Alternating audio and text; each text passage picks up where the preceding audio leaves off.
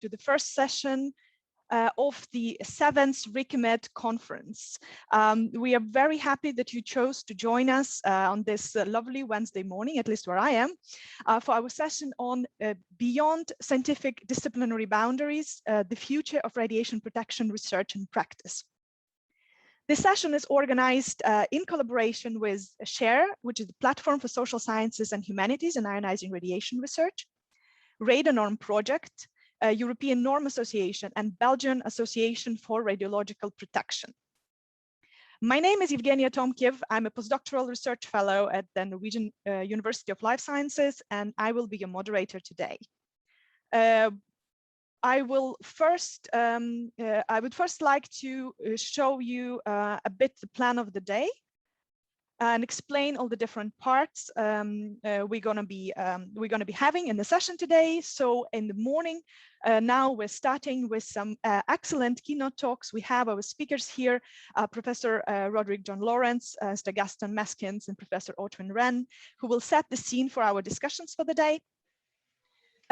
Afterwards, we're going to proceed with some practical case studies, some really interesting cases from people who are working in a multidisciplinary, transdisciplinary environment. We encourage the questions and interactions, and we left the space time for discussion between all the sessions and presentations. So please use the chat function if you would like to ask our speakers any questions or comments, and we'll try to address them all within this webinar.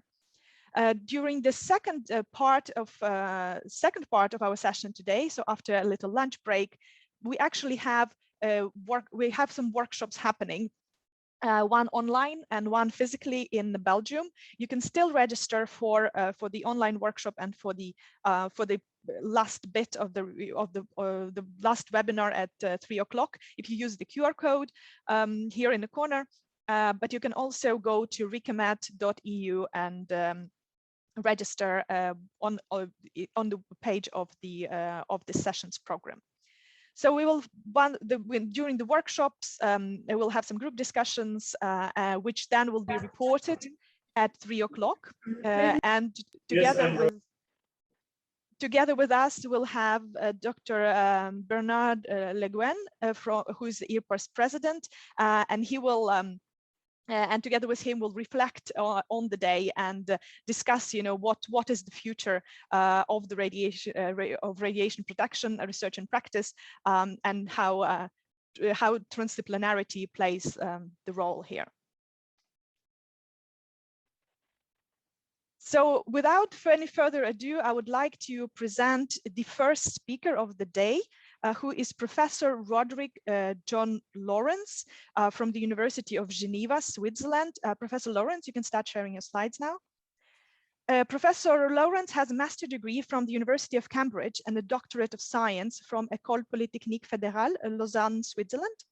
And since 1999, he was a professor in the Faculty of Economic and Social Sciences at the University of Geneva.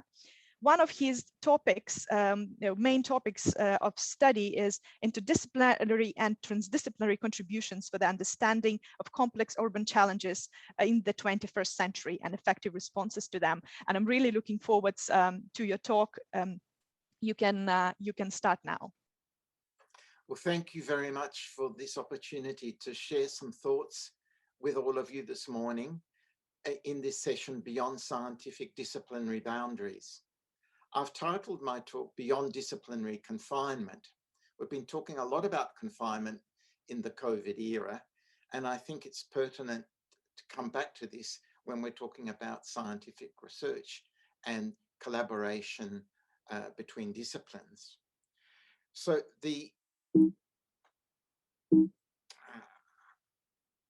I'm having trouble going forward here. So the organizers of the session posed 3 webinar questions, and it's my objective to focus specifically on the first 2. That is, what is multi and transdisciplinarity in research and practice? And what is the motivation behind transdisciplinarity? And no doubt the questions around common challenges in the third question will be dealt with the case studies and perhaps the other speakers. So let's begin with the nature of disciplinary boundaries. What are we talking about here? And this is a diagram taken from a recent book of mine, like all the diagrams I'll be presenting to you this morning. And on the left-hand side here, I've represented different disciplines. And in radiation protection, for example, we can talk about physics, chemistry, medicine, public health, psychology, sociology. And each of these disciplines is a bounded scientific domain. And each discipline has its own definitions, concepts, methods, and research protocols to study an object of inquiry. Now, disciplines are known for their boundaries and they're supported by institutional arrangements. There is no collaboration generally between them, and they are considered to be autonomous and distinct from each other's. As we move along this horizontal axis here at the bottom, I'm suggesting to you that multidisciplinarity is the juxtaposition of the different disciplines without intentional collaboration or exchange between them. And you can think of an environmental impact assessment report or a health impacts assessment report in which each of the chapters will be written by a representative of a particular discipline, and they will make a contribution between the front and the back cover. As we move along the axis, then we come to interdisciplinarity, and it's generally understood to be the intentional collaboration between the different disciplines. So there is interaction, there is exchange and dialogue between them. Now, each of those terms that we've used here are shown on this axis, which is defined in terms of academic and scientific knowledge. And again, here we have an institutional and border. These are all related to scientific and disciplinary knowledge supported by academia and research institutions. And one of the common understandings of transdisciplinarity is that we want to transgress these institutional borders.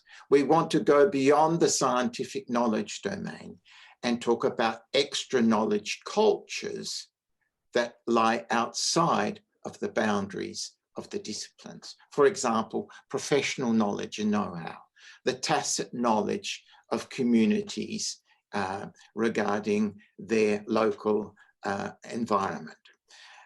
And transdisciplinarity, therefore, is really the challenge of combining, synthesizing, and bringing together both scientific and extra scientific knowledge.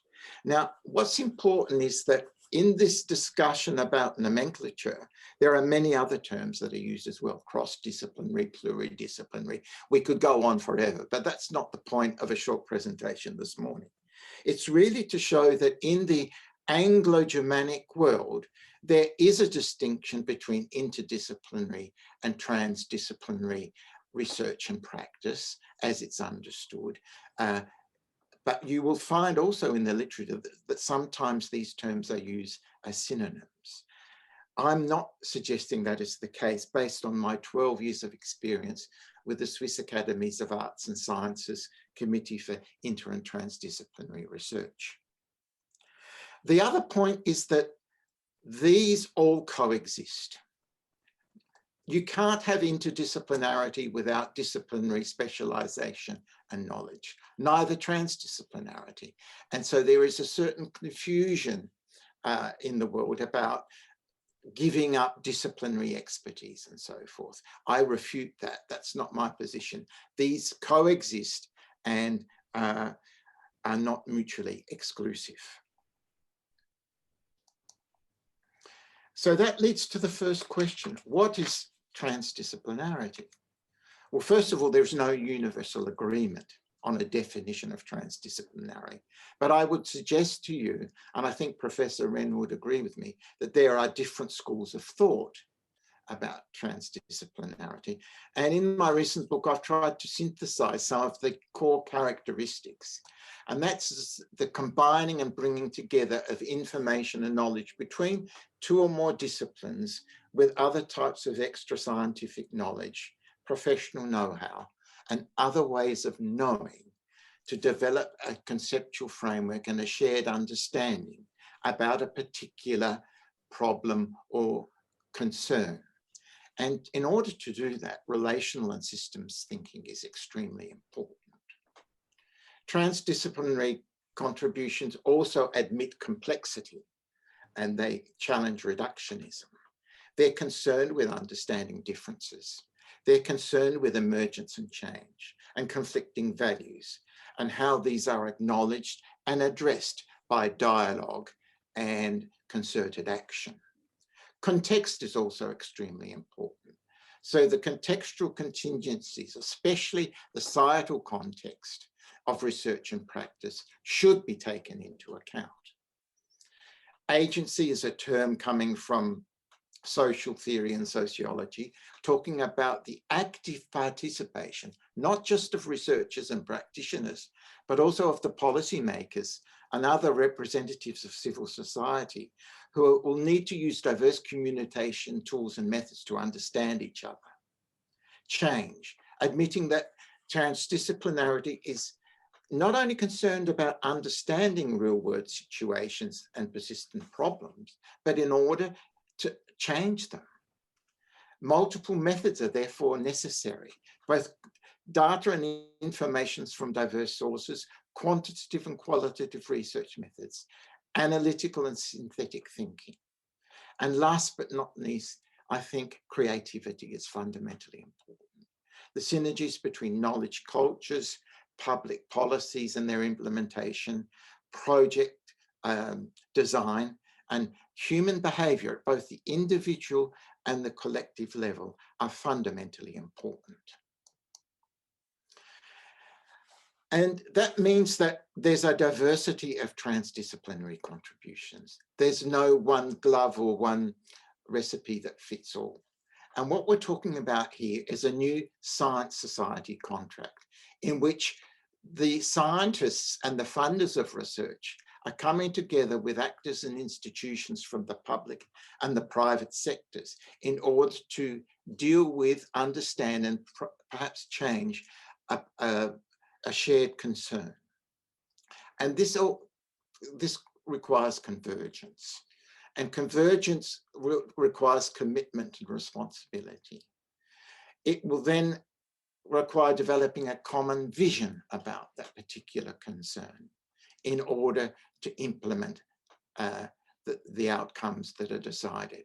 And that would depend on agreeing on facts and values about how those facts are interpreted, and collective ownership and shared understanding. So some of the pragmatic concerns are, what are we talking about? What do we know about it? What do we want to do about it? How will we achieve this? With what resources? How, when, and where will we implement change? And what monitoring and feedback will occur? And this is all happening within an iterative process. It's not a linear project design of scientific research. It's based on iterative, collaborative processes. And in that respect, it's fundamentally important to understand that facilitation between the different actors and institutions is crucially important. Now, let's move on to the second question. What is the motivation behind transdisciplinary? Well, the societal challenges like radiation protection are more than a scientific problem, as you know. And I like this term wicked problem, which was used by Rittel and Weber in 1973. And it's talking about many of the things we've just discussed. There is a complex unknown if we're talking about climate change, biodiversity loss, or the pandemic. It's dynamic, emergent, and unpredictable. Both short, mid, and long-term responses are necessary. There will be impacts across the health, the economic, the environmental, and other sectors. Systemic thinking is necessary. The context is important. Agency at both the proactive and the reactive corrective measures are required. And this requires using multiple resources and information and creative thinking. And in my opinion, that is why transdisciplinary responses are pertinent. So before concluding, I just wanted to say that it's time, I think, to recall what Albert Einstein said many years ago, and that is we can't solve problems of societal challenges by using the same kind of thinking we used when we created them. We need innovative and creative ways of dealing with societal challenges. And I think transdisciplinary responses are one way of moving in that direction. And I've suggested that in my book using this kind of diagram, which brings together the scientific and extra scientific knowledge commonly used in interdisciplinary research, with societal responses guided by multi-level governments and political agendas here. And last but not least, the individual and collective behaviors of citizens, their beliefs and their values.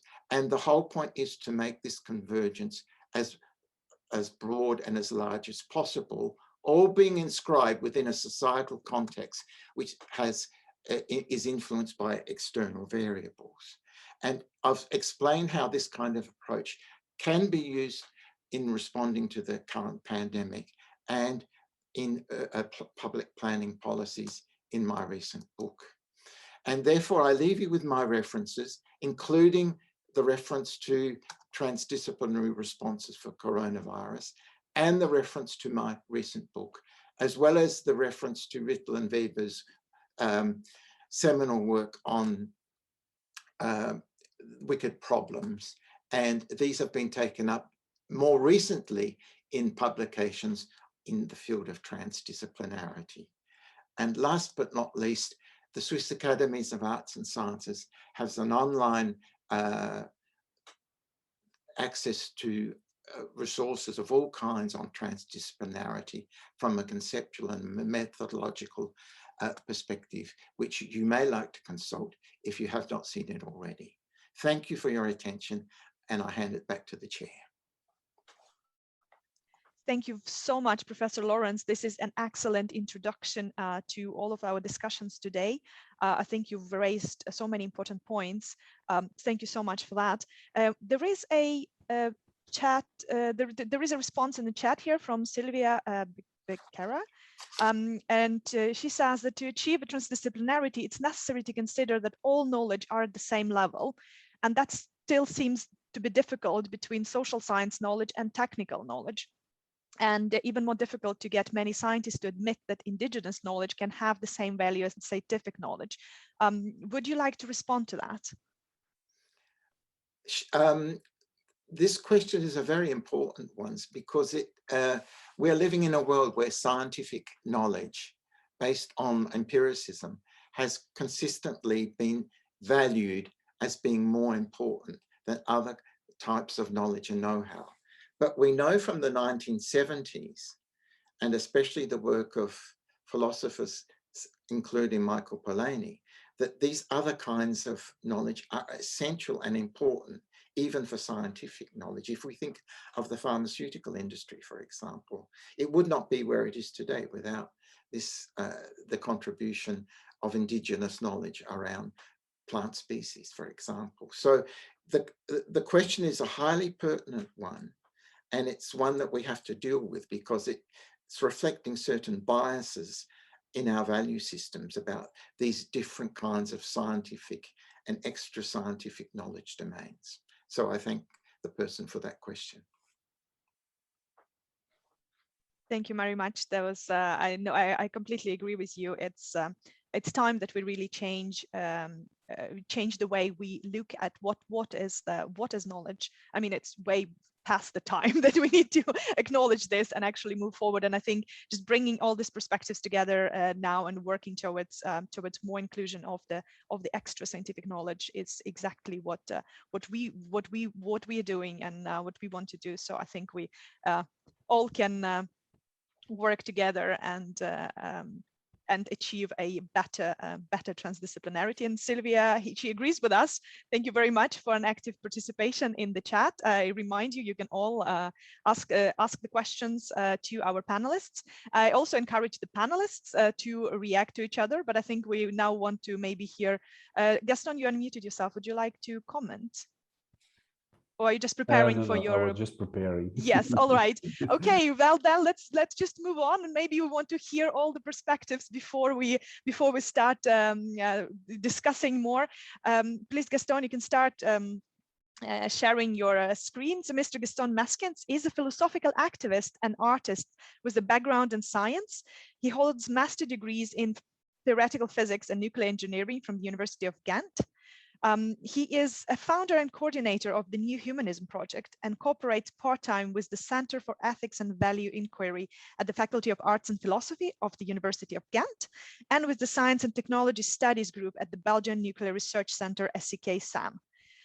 As a philosophical researcher and an activist, he has more than 20 years of experience in participative and transdisciplinary research related to the ethics of governance in various issues.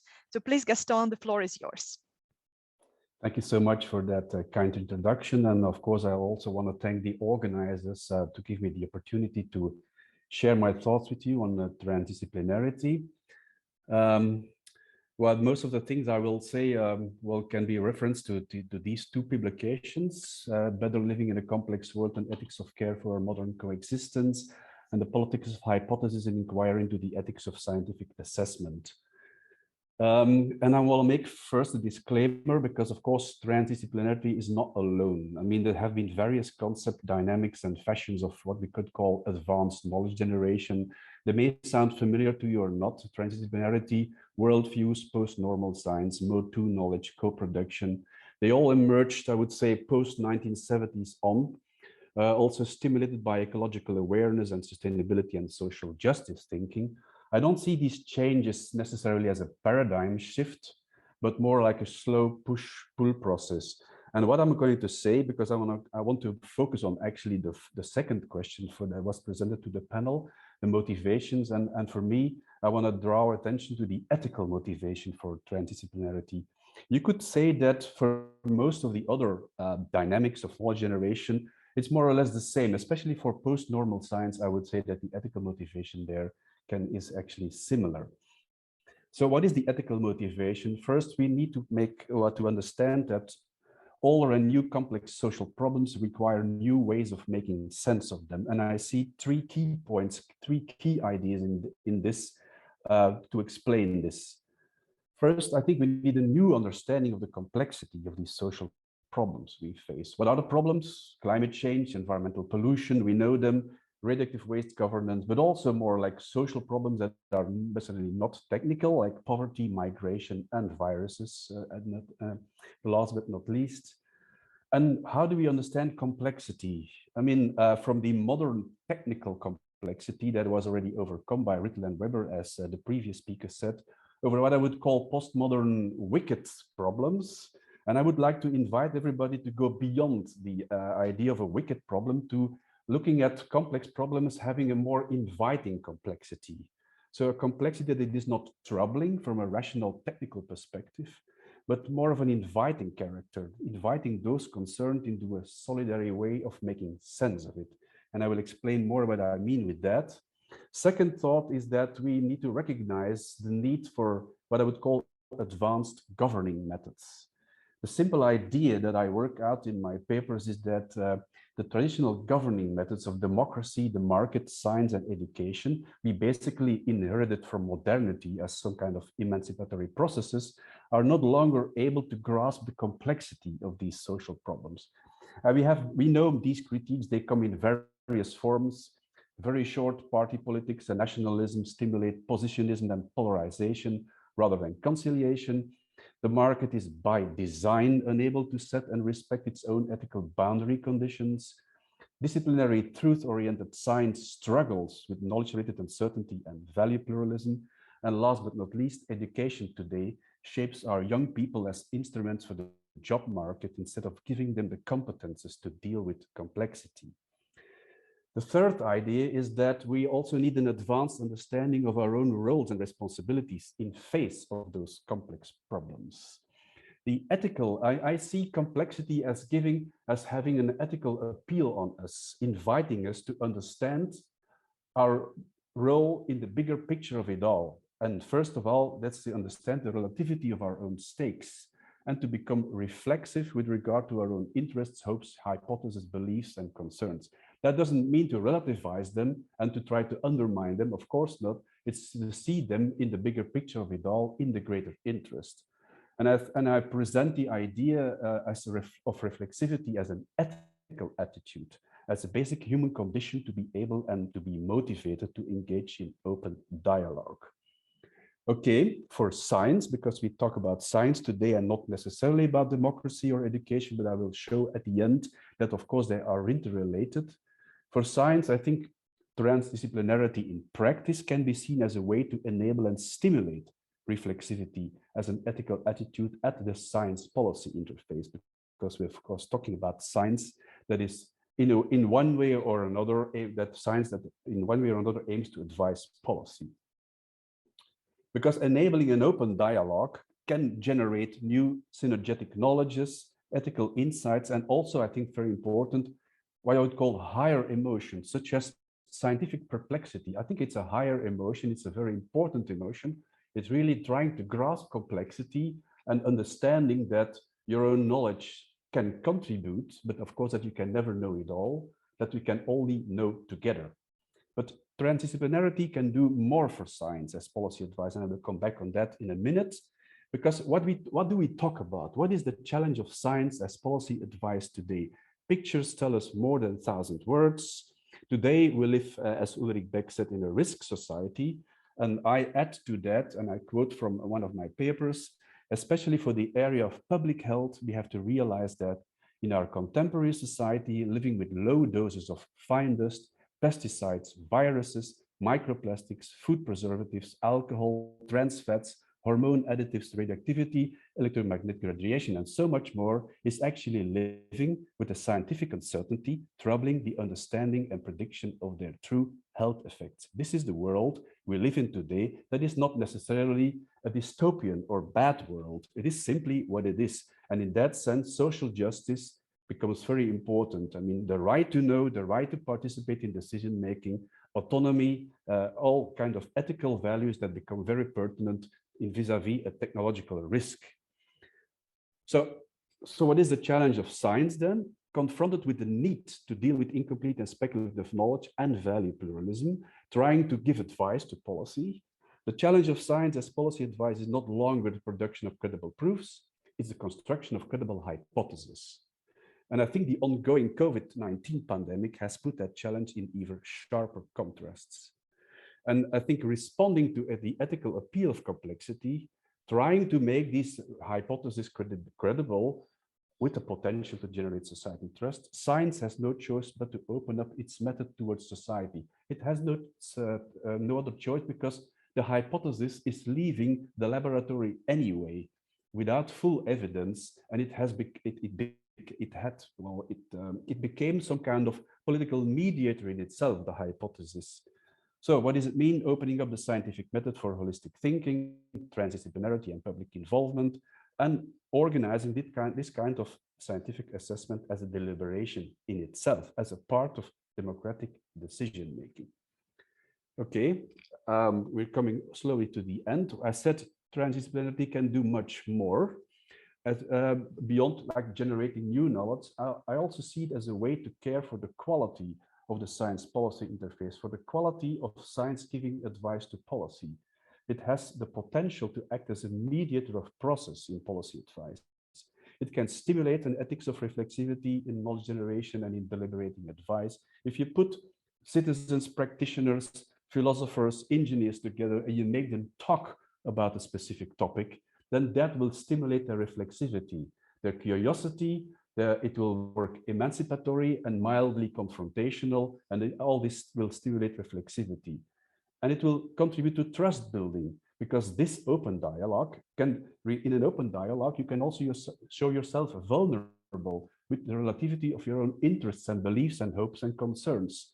It starts with recognizing and embracing factual uncertainties and value-based opinions and interests. Very important, it can unveil and capture strategic uses of science for political or commercial interest, because this is what's happening today many times. And again, the COVID-19 pandemic tells us that as a very, very good example, because transdisciplinarity in that sense can provide protection against pressure from politics and the market to deliver evidence it cannot deliver yet, and probably will never be able to deliver on many aspects.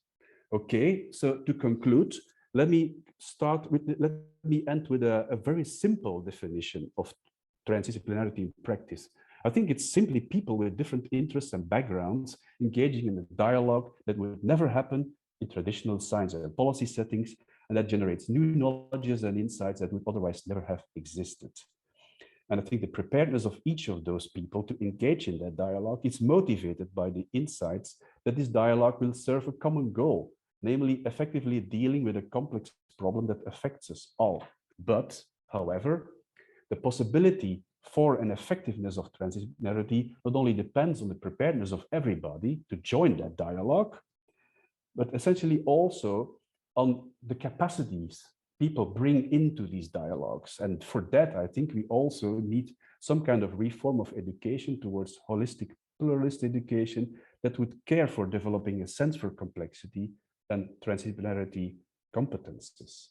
And of course, we can now work as a scientific community, transdisciplinary, shape knowledge, write reports from a transdisciplinary spirit, send them to Brussels, so to speak. But if politics in Brussels is not ready to really welcome our new advanced research, if politics is still the old politics, then transdisciplinary policy advice will never work. So we also need new forms of deliberative politics that would support this kind of research and welcome and use its knowledge and insights to change things for the better. Thank you. Thank you very much, Gaston, for a great argument for the ethical motivation for the transdisciplinarity. It really, you know what, it reminded me of the discussions we have in the stakeholder engagement participation, and about, you know, there's different motivations for why having the stakeholder engagement. And I felt it was really connected, you know, in a way, you know, we really promote that the normative motivation, it's the right thing to do. This is the way to make decisions. There is no other way in the truly democratic world to make decisions. And I feel that really connects well with the you know, the ethical motivation for transdisciplinarity. It's the right way to do this. This is the way it should be done. There is no other way to embrace the complexity of the problems that we are facing right now. So this is excellent. Thank you very much. Thank you. I don't see anything in the chat right now, so I'm just going to see if any of the panelists would like to react.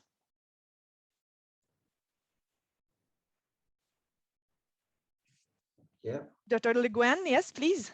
Yeah, first of all, thank you so much. It was really interesting.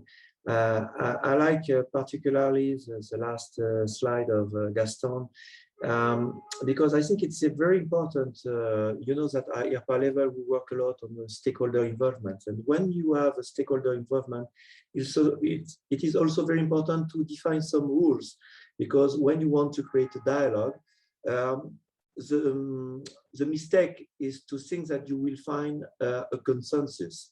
And the approach is not always to find a consensus, but to find a solution acceptable for all of them. Just an example, actually, and for radiation protection, we are talking and we are thinking about tolerability and reasonableness. And of course, you mentioned also the notion of ethics, ethical approach. And it's very important that, of course, you can understand that it could be different from one person to another. And for that, it's first to create a dialogue, to realize to hear from each other, to let a place for the expert, because of course it's not all of them are not at the same level, but it is very important in a fair mode to have the clear information, and at the end with the process, to find a solution acceptable for all of them. Thank you for that comment. Yeah, I would like to add to that especially when it comes to practical exercises of stakeholder involvement, like with the radioactive waste governance, for instance, one of the most important problems there is actually how do we act responsible towards the future generations that don't exist yet? I mean, they cannot participate. So, and simply said, I think if we work transdisciplinary and inclusive, then we can build trust around the decisions we take today. Then we can at least tell the next generations that we did our best, we did the best we can, and what we can do, what we can add then is an explanation of why we thought this was the best we could do. And you can only do that if you work inclusive, transdisciplinary instead of competitive, I would say. Thank you, Gaston. We have some comments here in the chat. So Sylvia is pointing out that education is indeed a very important challenge, especially in the way the technical subjects are addressed and how these subjects will be considered tomorrow. I know at my university, my faculty, we've been discussing a lot lately of how do we introduce, more transdisciplinarity at the university level already, so that the students learn how is it going to be to deal with these complex issues. Do you feel this is the way it's going now? Do you feel this is a general move, or is there still some resistance towards transdisciplinarity rather than pure discipline education? Well, I don't think there is resistance. I would say we are still in some kind of lethargy of old structures, and it's very difficult to really transcend them. Also in secondary schools, it would be very important. And I remember it's, of course, I mean, engineering students that are technically educated, they also have their own moral sense as a human being. They're never learned to actually apply it to more general abstract problems that go beyond their own personal environment. And it starts with developing sensitivities to these ethics, but also languages. I mean, and one of the best compliments I ever got after a seminar with young students, engineering students in nuclear engineering, was a young student who came to me and she said, I mean, talking about nuclear is so difficult. I mean, it's like polarization, pro, contra, but this kind of courses in transdisciplinarity give us a new language to talk about them.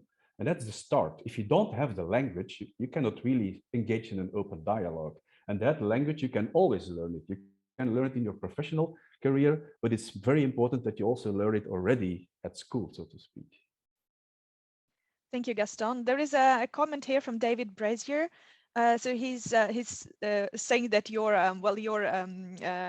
ideas would as probably more for an ideal world, but would perhaps only attract a minority of free thinkers.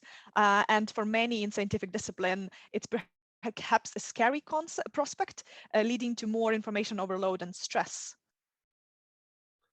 Thank you, David. Hi, David. Good that you are here. Well, yeah. Well, I think. Well, transdisciplinarity thinking is as such already some kind of ideological thinking, but beyond being naive, of course. And we need these new ideas to really inspire reality for the better, of course. But these kind of processes already happen. I mean, they're happening fragmented, which doesn't mean they are not important. Of course, they are. They are in their own small ways already changing reality for the better, I think.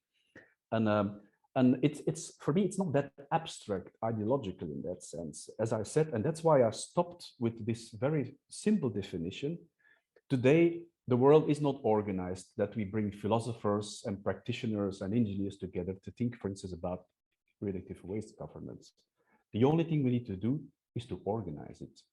But it needs to be organized also in a formal way. And that's why I say it also needs support from politics. It needs funding from politics to be able to be organized institutionally. And then, of course, politics should also welcome these new forms of knowledge.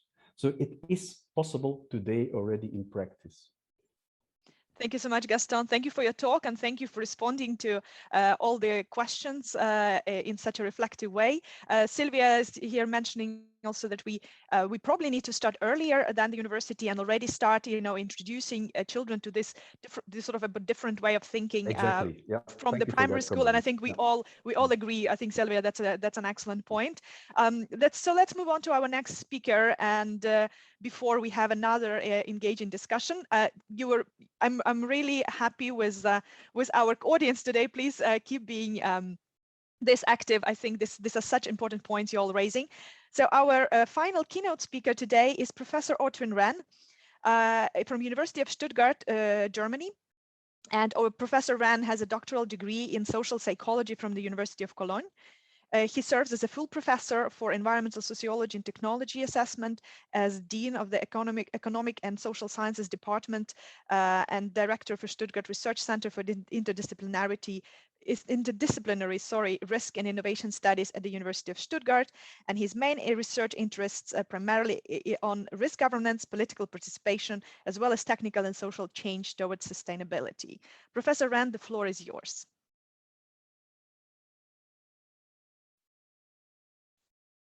Professor Renn, I'm not sure if you may be muted. Okay. There you go, we can hear you well. No, not anymore. Sorry. Again? Now, is that now okay? Now, do not move. All right. Okay. Yes, it went back and forth. Yeah. Well, first, thank you very much for inviting me to this webinar. Also, good morning to everyone. I just would like to include that I'm not at the University of Stuttgart anymore. I'm now director of the Institute for Advanced Sustainability Studies in Potsdam since not that far, since 2016. So just to make the record correct. I would like to talk about transdisciplinary risk governance, challenges for science, and I would also like to address all the three questions that have been given to us. Let me first start with the issue about challenges to radiation protection, because that's a substance issue that we would like to focus on. And I think when we look at radiation protection within the whole debate, scientific debate, but also the popular debate among stakeholders and among various parts of the public, we see that there are major differences between scientific assessments and public perceptions of radiation risk. I think that has been, addressed many, many times. But there are also plurality of knowledge claims. I mean, science is not the only knowledge provider that counts. And I think very often, as what means stress already, the two previous speakers, we have good experiences from other people who live near sources of radiation that have experience with it. And of course, they also have, a specific knowledge that comes from a direct experience. There are missing bridges between knowledge, behavior, and collective action. It's one thing that very often happens as a social scientist. We know how people think, but we don't know how people behave. And there's a lack of convincing concepts for what we call transformative transdisciplinary research. I think Roderick and Gaston just made a very good attempt to summarize this, but nevertheless, in the literature, we'll see a lot of differences about what that all means. I would like to focus on the steps between knowledge and action, because I think one of the things that was highlighted by Roderick as well as by Gaston is that in transdisciplinary science, science and action are very closely connected. We're not just talking about abstract knowledge, we're also talking about orientation, we're talking about motivation. So anything that brings people to act in a specific way is something that we connect with transdisciplinary science. And between knowledge and action, we have a couple of steps in between. There is first knowledge, investigating what's true or what works. There's judgment. We need to balance arguments. We see this all the time. If you talk about radiation, do we balance the need for secure power supply and the problematic risk of radiation exposure? We see decision making. We need to set priorities based on trade-offs that we make between competing goals. That all needs to be implemented and finally monitored. Because very often, and we talked about this already, about complexity, complex systems very often are difficult to anticipate, and specifically causal connections are very often set very complex, so we don't know all the mediating variables. And so very often monitoring is very important, since we may not anticipate the right things of what we're doing in terms of interventions. Well, I have developed something what we call the transdisciplinary concept of science. And what I really want to stress here is not that I still believe in everything what was said about transdisciplinarity as a merger of science, experience, and knowledge from various sources, but I would like to focus specifically on the role of scientists. And I've tried to make the distinction between three different contributions of science. The first one is what I call analytic or curiosity-driven research, with its methodological rigor, with very open questions, and where we basically have something like an ideal of free value research. It never has been accomplished, but it's something that it's a very good guiding principle, and where we say, really just want to know how things work together. We have a second major part of science, which are called goal-oriented investigations. And those are coherent strategies to reach a predefined objective set of objectives, including assessment of unintended consequences. And this is, of course, is when we have a goal. For example, we want to have climate neutral energy system in 2045 or 2050. What are the strategies to reach that specific goal? And we have asked millions of scientists to give us a best estimate. How can we do this? What is a good strategy? And what is the side effects of each of these strategies? And then the third one, that's the one that is, let's say, more related to transdisciplinarity, is what I call catalytic expertise. It's analyzing, designing, and facilitating processes to initiate constructive and productive learning sessions among and between different knowledge camps, interest groups, and value orientations. So that's where the plurality in values, which we just heard by Gaston, but also different types of knowledge come together. And I think one of the major tasks of science, specifically of social science, is to orchestrate the forums, the processes, the platforms in which that can take place. And that's not a trivial task. Of course, you have power, you have interest, you have different values, you have, of course, a different set of influencers in these kind of groups, and you have to be trying to be fair, still trying to be effective, efficient, and so on. So this kind of catalytic response is extremely important. Now, if you turn this to the issue of radiation protection, analytic research would really say, you know, what kind of impact does exposure to radiation have on human health? And that is a kind of a question which is first independent whether we like nuclear power or we like something else. It's just that we want to know what are the dose-response relationships. The goal-oriented investigations would be, we would like to have a reactor that releases not more than X amount of radiation over time, that has at least an accident probability of 1 × 10⁻⁶ for a major meltdown. So we set goals, and those goals we ask scientists to see, you know, what do we need to do in terms of engineering, in terms of design, that these goals are accomplished. And the third thing is, of course, that we say, okay, well, we deal with a lot of different stakeholders here. There are environmental groups, there are groups that have a lot of concerns about radioactive technologies or radioactive whatever. And we have local, we have indigenous knowledge here, and we need to design processes that help us to bring all these people together to be productive. So those are the three elements where I think, and in my view, transdisciplinarity is bringing these three different science types together in a process that combines science and knowledge from other sources, architectured or designed by the catalytic experience that I just tried to point out. Now, one other functions in terms of scientific evidence, what can science bring to the table then in terms of this negotiation? The first one is just enlightenment, informing policymakers about complex relationships. Complexity was mentioned very often. If the relationships are linear, most of the time policymakers are very well aware of it. If they're complex, we know they're very often counterintuitive. So it's important to enlighten people about the nature of complexity. That's not a trivial task. Orientation, it's providing assistance for foresight, vision, and planning, where we basically need goal-oriented science. But this is even more the case for instrumental and strategic planning, where we have predefined goals and we need to elicit strategies that can help us to reach the goals.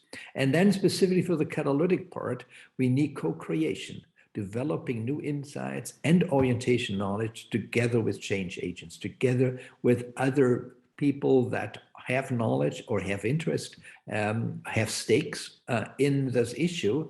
And the term of co-creation definitely makes clear that it's not about science tells them what to do. It's not truth speaks to power, but rather than that we are trying to co-create new solutions given on a common understanding of the problem. And both is very important. First, a joint understanding of the problem, and secondly, developing common solutions. And of course, as I said, with complex issues, we also need to monitor policy outcomes. Very often we find out that we are surprised, things don't work as we have foreseen. So we need an integrated approach. Policymakers need scientific support in all substantive fields: enlightenment, orientation, strategy, co-creation, and monitoring. These different needs require special discourse formats that have their own normative rules and implementation criteria. I think that's an important aspect, because very often I've seen also in the literature that everybody likes to put all these tasks of interdisciplinary, transdisciplinarity into one discourse. And then it's likely to fail because we put too many mandates into just one format. Very often we need hybrid formats to do things. For example, it may go to have, let's say, something like a consensus workshop among scientists about dose response relationship, where it's not really necessary to have, let's say, local citizens part of that. And they even don't want to be part of that, by the way. And on the other hand, it's very good to have, very deliberative settings in which science just is one contributor, not the main contributor. So I think the different formats are very important because they help us to design an overall architecture that can help to find this common problem understanding and to also co-create solutions. And then complex risks such as radiation demand these combinations of discourse. They may start as an epistemic discourse, as I said, what are the potential risks of being exposed to radiation. They lead to orientation of strategy discourses. What can we do to reduce it? What are the good strategies? Should we just phase out nuclear power because we don't have a strategy to keep it below standards that we find acceptable? And it might up an exercise of co-creation. Do we probably come up with new reactor designs? So that's a possibility, or with totally new energy scenarios. So I come to my conclusions. I think there's a new role for science.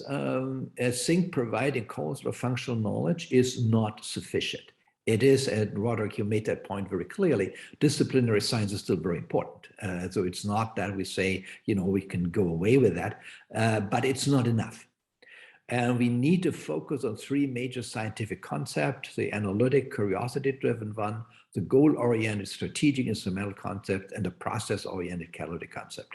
All three, I think, are very important in order to contribute to policymaking, contribute to a deliberative forum for decision-making. So in the end, we need an integrated governance approach for radiation risks, providing understanding, orientation strategies, co-production or co-generation of knowledge, and the monitoring of results. Okay, then I thank you for the attention. If you'd like to read something about what I just said, there is some advertisement to an open access paper on transdisciplinarity in future, so just a recent one. But also if you have more questions that you can ask here at the webinar, you can definitely address me via my email. Okay, thank you very much. I'm looking forward to our discussion. Thank you very much, Professor Ran. And I would also like to thank you and the other speakers for being excellent at the timing. You really following our rules really to the point. I'd like to thank you so much for that. So we have plenty of time for discussion. I really enjoyed how you mentioned we need the different formats, that by choosing by sticking to a specific format, we might set up the, this transdisciplinarity discussion. We set it up for failure, because we need to be adapting our approaches to who we are involving and who we are discussing with. I think it's a very important point. And I saw that you also mentioned something that I have been personally looking into in my research, and it's that we need the normative rules. So we need, it's not just about the methods we use, and but it's about the values that we put into these dialogues. It's about inclusiveness, it's about transparency, it's about the power, recognizing or trying to avoid the sort of like power roles in the discussion, so that everybody can be participating in this co-creation in the same level, and provide their input without feeling ridiculous, and feeling kind of being out of the space or time to talk about it.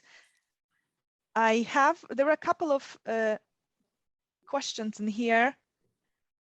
Okay, I'm not sure. So Christina's writing. I'm not sure if that's to you, Professor Wren, or perhaps to the other speakers here. But let's see if you want to comment on that. So apparently in the US, universities and colleges, the liberal arts education seems to be very similar to the type of transdisciplinary education that all of the speakers have been mentioning today. Are there some differences between the liberal arts and the transdisciplinarity? Do you feel you want to respond to that, or shall we bump it over to Gaston?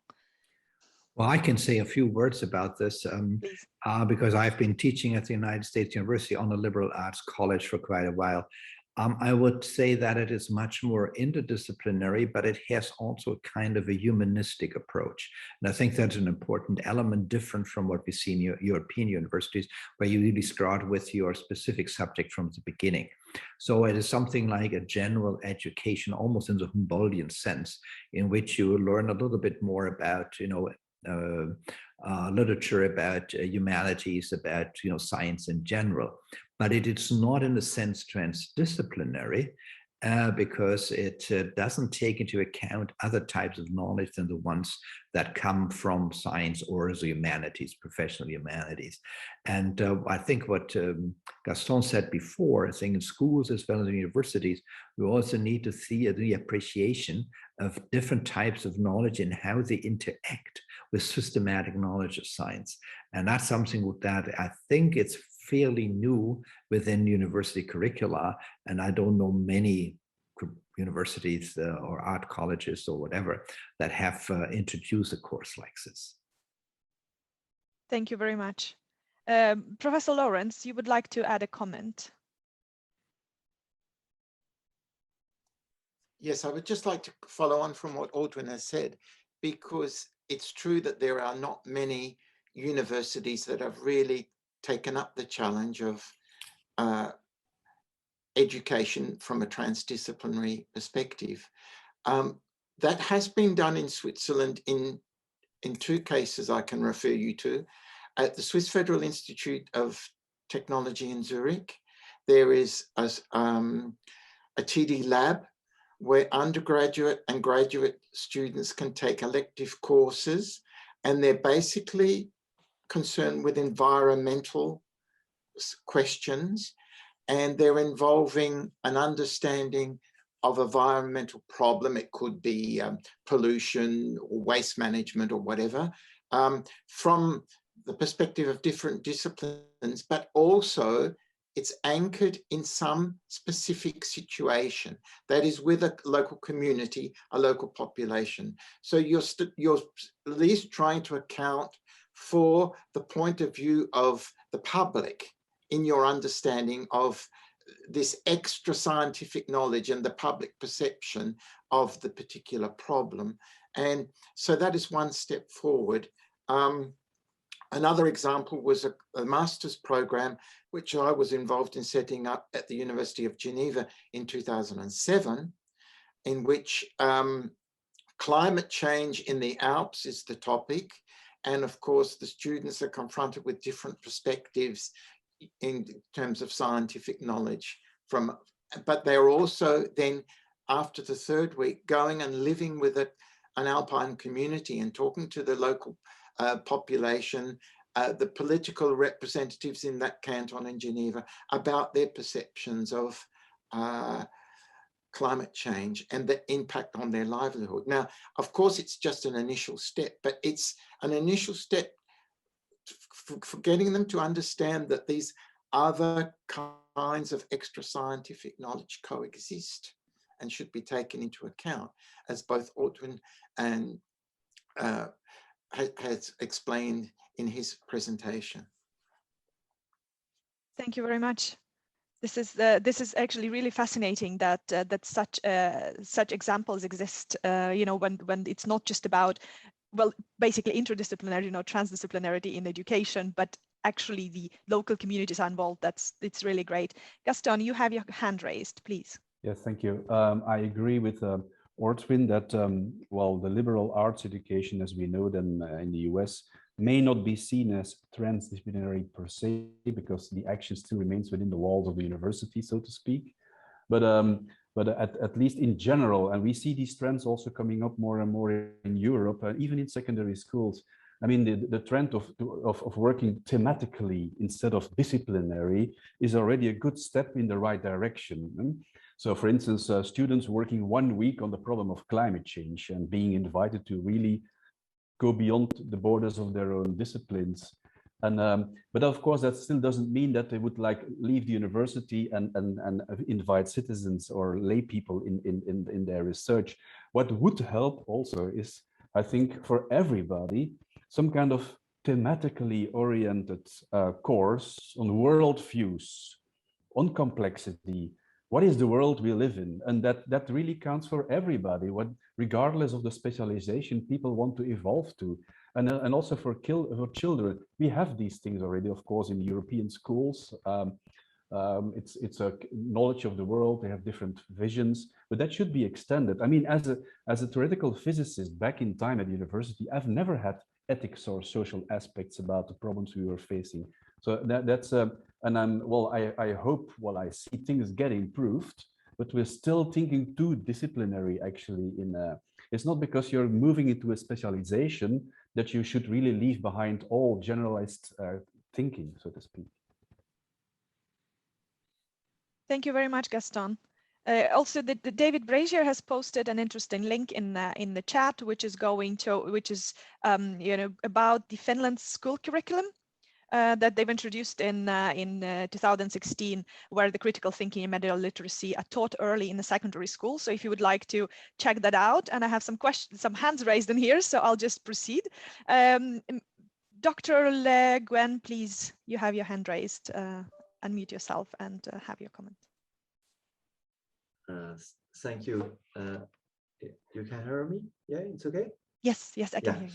Well, I would like to give an example of transdisciplinary approach, and sometimes it's not so easy to think about that. It's about, because you mentioned several times climate change, and we discussed recently about what could be a resilient energy system.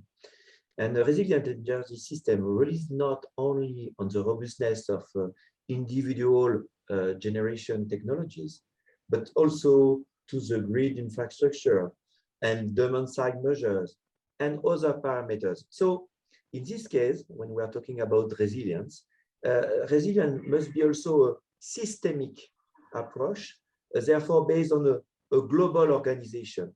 And with this summer, I would like to provide you an example that why it is important to think outside of the box. For example, if a nuclear power plant, from a technical point of view, is resilient, but if you have a problem in the supply chain or on the grid, or for example, we observe this summer a large fire due to the extreme hot weather, this fire could be not so far from NPP. So in this case, the risk can be an external risk, and that's the hardest issue, to anticipate not only the unknown known on the NPP, but also the unknown outside. So to adapt our organization to this situation. So it is very important in this case to have, when we are thinking about a transdisciplinary approach, to take into account all the parameters, and probably today, some parameters that you don't know. Thank you very much, Dr. Lee, and excellent point. I think the unknown unknowns is one of the reasons why we should be going wider and including different perspective in the decisions. Asbi, you have your hand raised. Please just unmute yourself and proceed. This has been really interesting. And I should lower my hand. It's been very interesting. Didn't lower it. Oh, there it is. And I'm appreciating lots of the comments from the panelists. Yeah, from Professor Lawrence, one thing that struck a tone with me was the importance of collective ownership, and these sort of transdisciplinary approaches as a means of enhancing that. Also from Gaston, he talked about these complexities as inviting complexities, which I also think was a very, very good way to frame these issues. Again, I'll have a short video later in the next session, but in terms of SafeCast, I guess what I'm thinking about now is that the problem that we sought to address could only be approached through a transdisciplinary approach.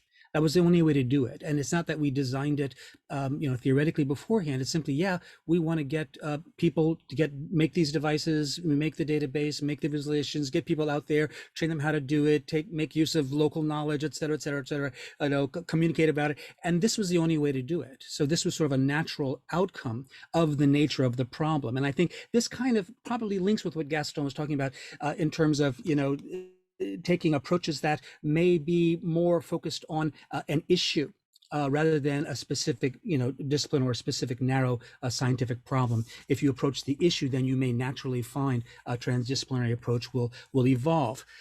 One other thing that I was thinking about, and again, the participants, Sylvia has mentioned this a few times in the chat about indigenous knowledge, and I don't know how many. I have a lot of colleagues here today. I don't know how many of you know that prior to the disaster, the Fukushima disaster in 2011, I had spent like 5 years researching indigenous Japanese approaches to environmental management and resource management. And this became a book, and this is still something that's ongoing. And what struck me about that, and I try to point out, is that the ultimate conception of environment, of humanity, of life was about connections. It stressed the connections between these things. There are lots of models.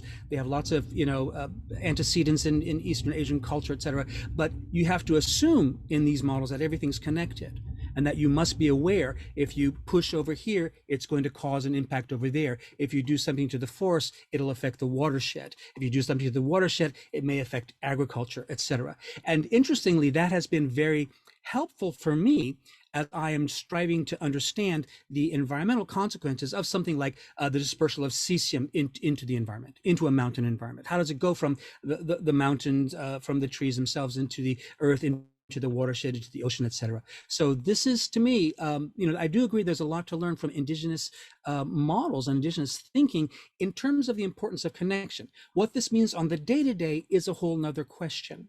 And I would point out that in a lot of rural areas, I've done a lot of research and work in Itate village. I think some of you know, the people who are doing very good work there, they are basically conducting the same kinds of environmental monitoring activities, going into the mountains, checking to see what's happening, sampling, finding out, checking the water, as their ancestors did centuries before.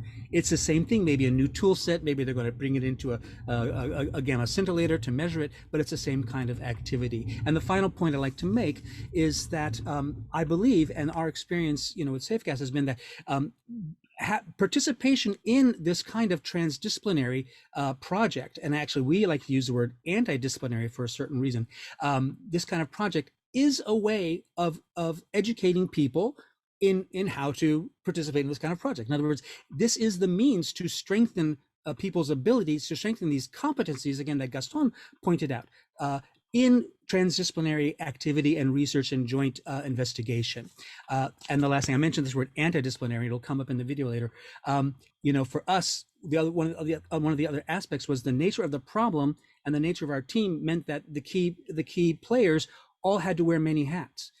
This person may be an engineer, but we will say, you're an electronic engineer, but can you run this workshop for us, or can you do fundraising for us, or can you maybe come, you know, dig the soil for a couple of days so we can take samples. So everyone has a lot of roles to play, and I think this is something we should encourage people to develop the breadth of their own individual, professional, intellectual, and other competencies. So I'm sorry, that was a bit of a long comment, but it's really been a stimulating discussion. You clearly had a lot on your heart, and thank you so much for all of this. I really enjoy your new concept of anti-disciplinarity.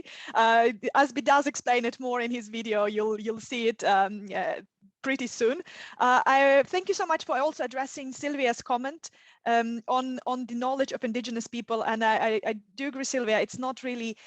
It hasn't been studied in the way that you're saying. Like we really there is stuff that we can learn from the indigenous populations, and whether scientists would accept it. I think we are trying to build a scientific community that would accept it and would consider this knowledge as yet another contribution to our sort of joint understanding. I see Professor Lawrence has her hand up. Maybe his hand up. Maybe you would like to respond to this or anything else. Now, I'm coming in on precisely that point, because I think we cannot and should not forget the contribution of cultural and social anthropology to understanding Indigenous knowledge. I was very fortunate to follow lectures of Sir Edmund Leach and Jack Goody at the University of Cambridge, and that whole world of anthropology was extremely important. And it comes back to a question that's been put on by a panelist, Christine de Grucci. One way of understanding this knowledge that has been used in transdisciplinarity in, I would say, the last 10 to 15 years is by storytelling.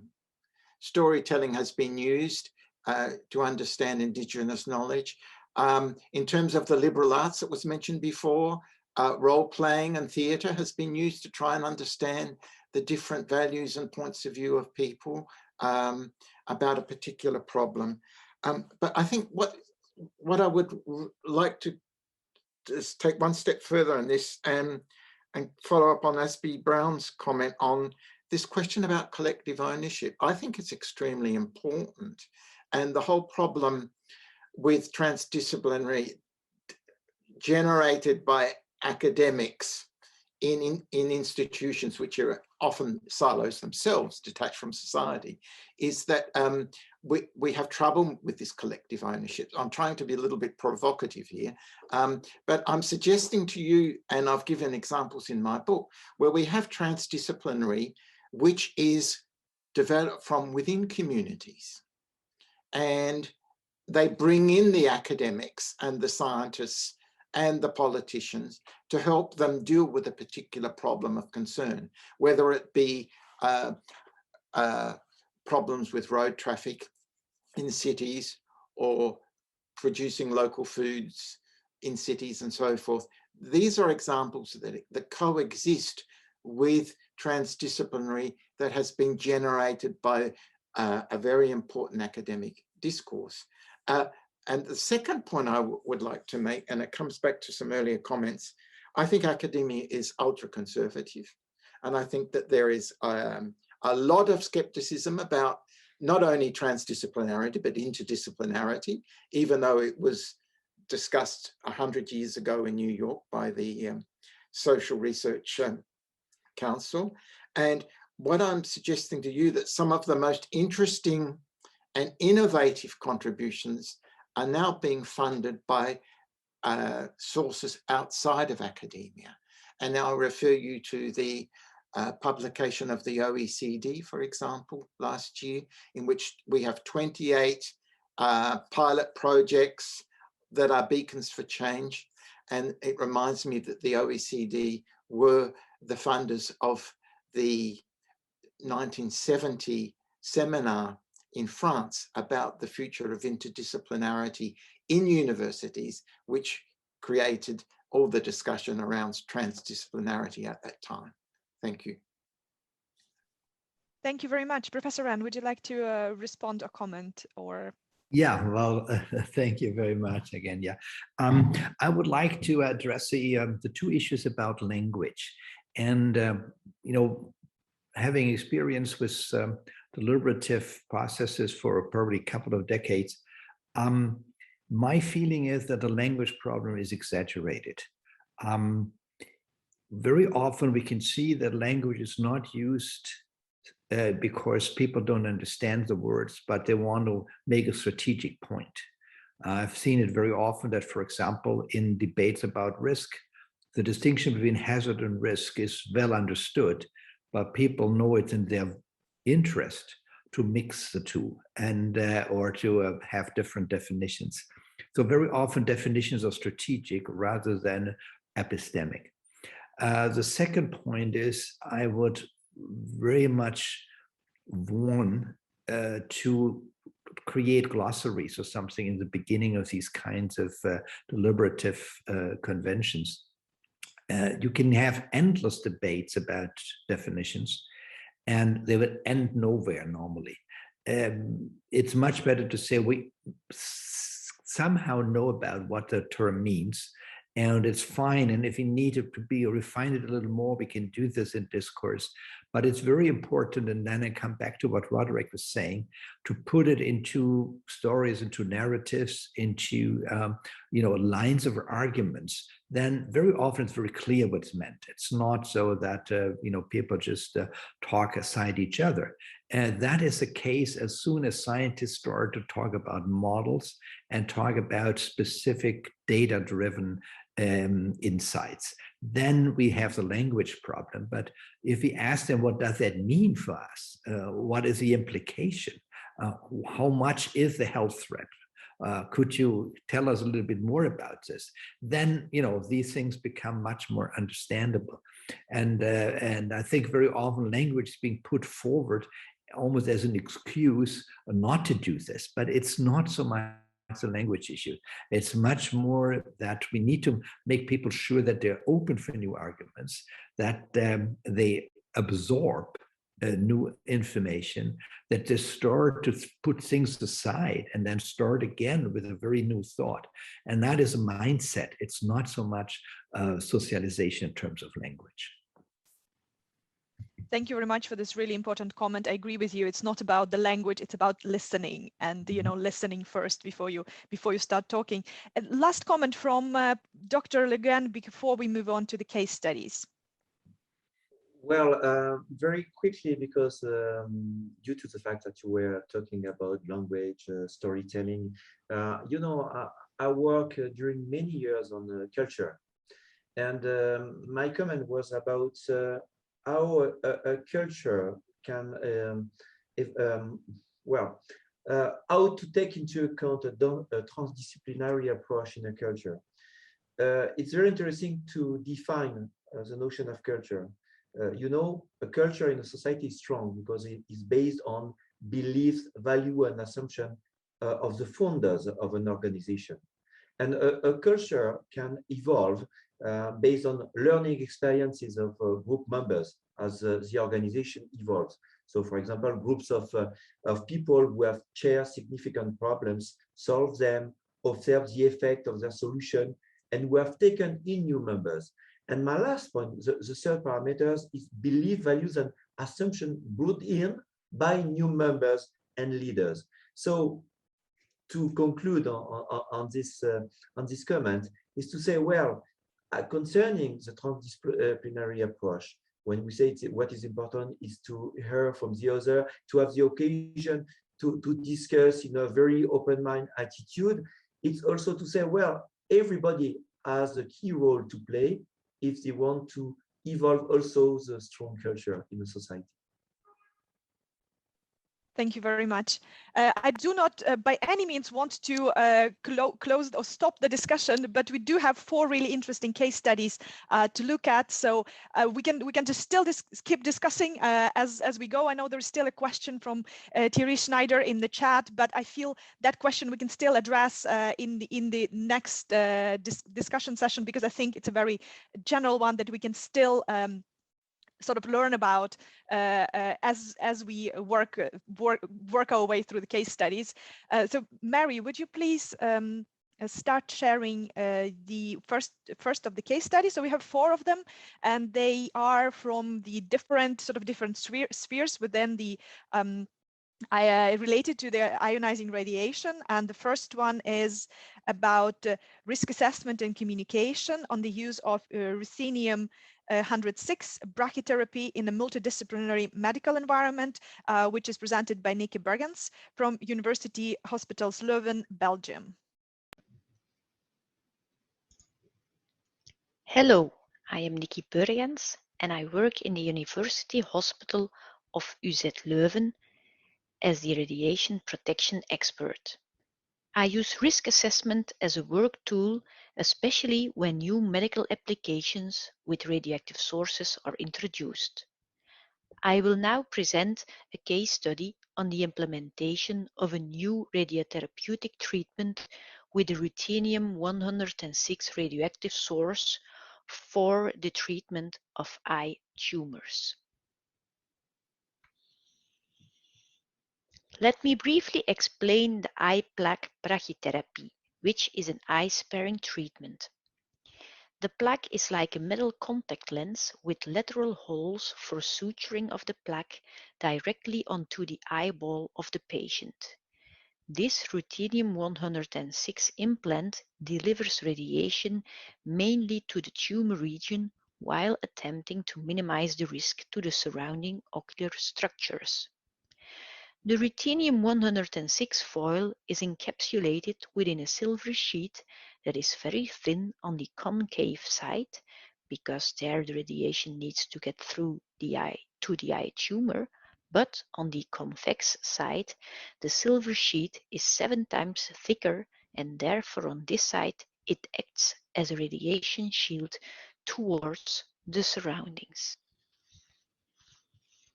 The recommended international system of radiological protection is based on balancing the risks and benefits with the clear intent that there must be a net benefit to society, and where through optimization of the practice, the risks must be kept as low as reasonably achievable while adhering to those limitations for the staff involved. For the risk assessment, I used the 5-step model, which you can see on the right side of this slide. From this risk assessment, a radiation protection plan is extracted, which includes the preventive and safety measures that will need to be taken into account, and also it explains which control measurements are necessary. This plan also needs to be implemented. Since a lot of different disciplines are involved in this therapy, you need to integrate all their views and work practices into this radiation protection plan. Beforehand, we contacted colleagues of another medical center in the Netherlands to learn from their experience. We then created an internal work group where the different actors participated to exchange information and come to a plan that can be implemented in the total clinical workflow. Let me briefly explain in more detail which actors are involved. The ruthenium-106 plaque remains implanted for several days and is surgically removed after the therapeutic suitable time, defined beforehand by the patient-specific radiotherapy treatment plan. Ruthenium-106 has a half-life of around a year, limiting the reusage to a period of up to 18 months. After that period, the source is no longer strong enough to deliver the radiotherapeutic dose. Before reusing the eye plaque, of course, it needs to be cleaned and sterilized before it can be used on another patient. Therefore, a lot of different work profiles are involved.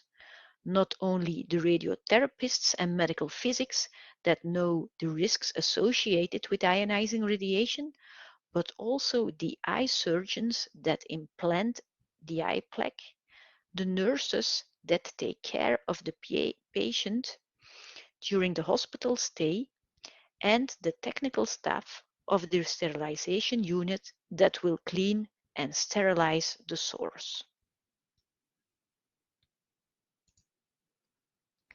They all had a different risk perception beforehand, which is certainly a reason why explaining the risk involved with a risk assessment tool is valuable and a way to start the communication and information transfer.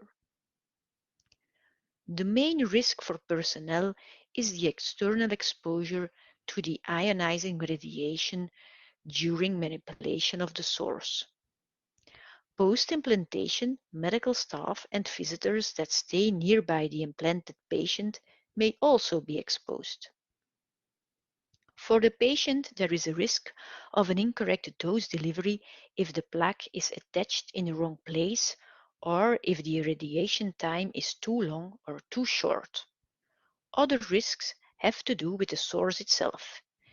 If it gets lost or stolen, or if the silver lining does not remain intact, for instance due to scratches while manipulating it, then the radioactive source can start to leak, introducing also the risk of contamination, and we also have a loss of containment of the source.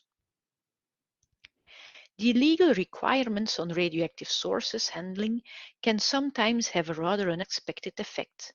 For example, since it is a legal requirement that the hospital needs to keep track of the source at all times, the patient needs to stay inside the hospital ward, even if the patient is mobile and fit. We therefore advise the patient to bring things to pass the time. But, for instance, for the case where the patient is a smoker, you need to warn the patient beforehand that it is forbidden to leave the hospital to go for a smoke, and, for instance, you need to foresee the need of nicotine patches.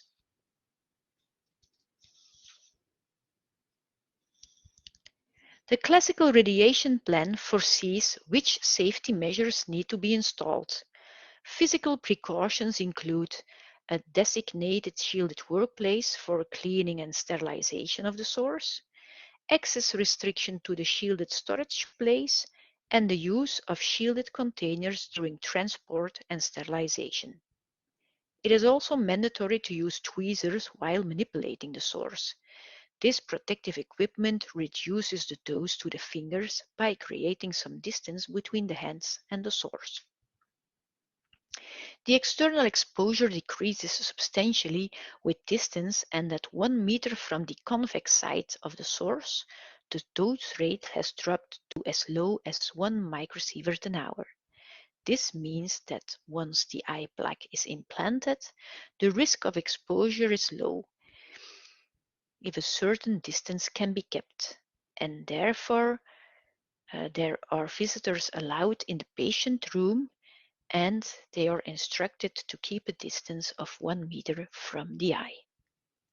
These radiation protection guidelines are also used during the cleaning and sterilization process. Another precaution is to have regular leak testing of the source and also to have an emergency procedure present on what to do in case of an incident. For the patient safety, there is a quality control system put in place following the standardized brachy and radiotherapy guidelines. The precautions are verified by doing radiation measurements. From this, the finger and body dose can be estimated. For the personnel that manipulates the source with tweezers, such as the eye surgeons and technicians of the sterilization unit, it is also mandatory to wear ring dosimeters for the follow-up of the finger dose. But it doesn't end there. You need to integrate your radiation protection plan into the entire clinical workflow, and it should be explained to all personnel involved so that they can not only understand the benefits of the precautions taken specifically for their practice, but also so that they understand the risks and precautions taken in the entire work chain. Here you get a glimpse of our workflow.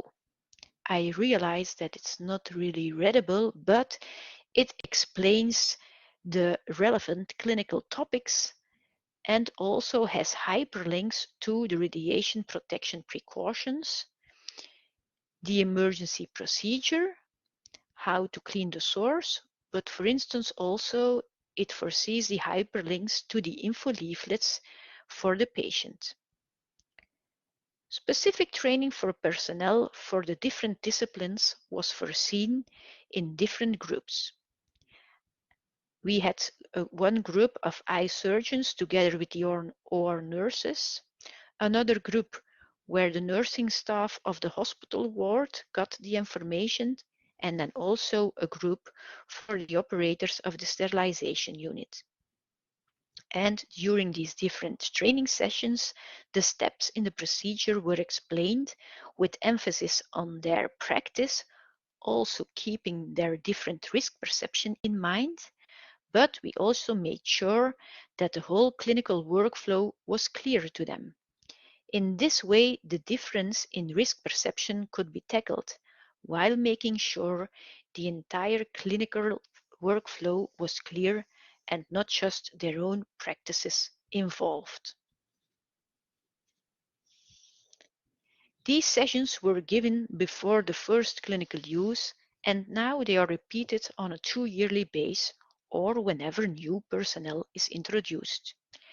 During these sessions, the exposure of the staff is also discussed, and also there is a regular update of the emergency procedure. Also, communication of the guidelines to the patient and visitors is very important. The goal of this multidisciplinary approach was to facilitate and integrate the safety measures in the clinical care. You can also do this by thinking, for instance, on very practical issues like, for instance, the programmation of the time slots for the application and removal of the ruthenium-106 plaques, making sure that the plaques are not manipulated during the weekend or the late hours when there is less personnel present and there is less assistance in case of an emergency.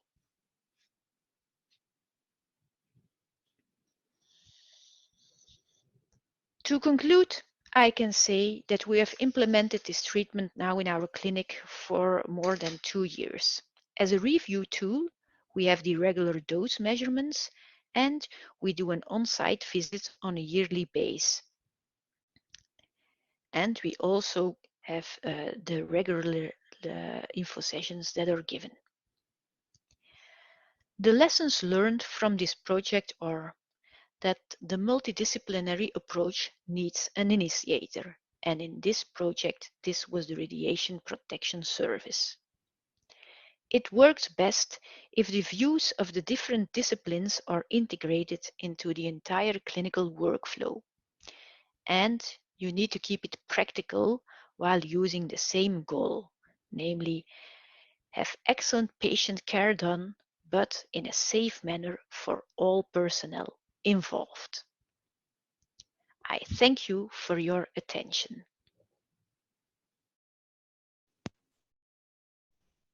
Thank you very much, Nikki. This has been first of all, I mean, it's a fascinating medical procedure, so I love that aspect of it. It's a great presentation.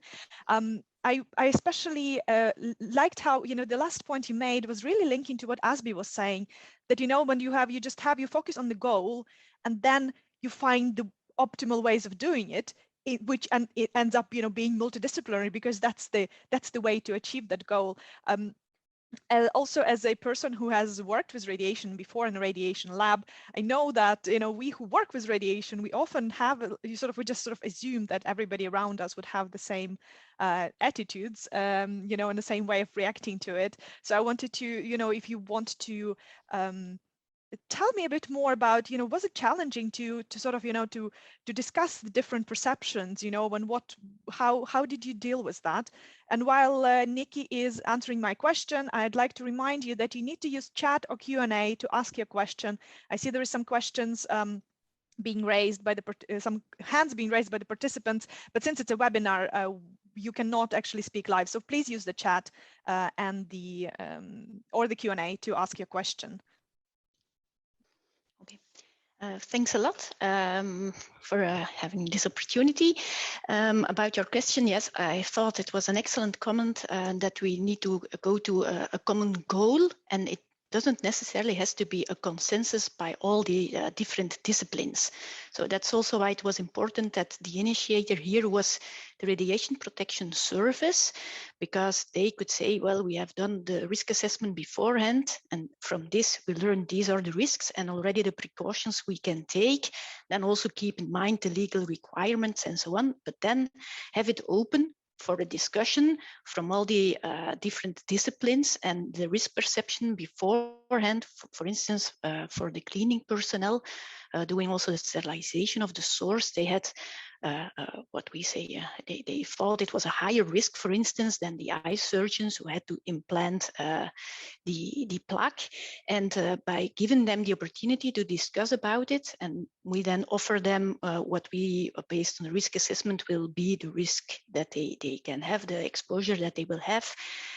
We explained that to them, and then we also asked them what they thought of the precautions and how we could maybe manage them so that they are okay with it, and also if they were practical enough so they can use them in their own practices. And that's also why in the first working group we had not all the personnel involved, because then the group would become too large, but from each discipline we had someone representing them, and it was very important that they that they could introduce the questions they had to the whole floor, also to, for instance, the surgeons and the radiotherapists that were also involved, because normally they say, well, it's benefit for the patient, we have to do this therapy, and we need to make sure, give us how we can do this and start doing it, but keeping in mind the issues that they had.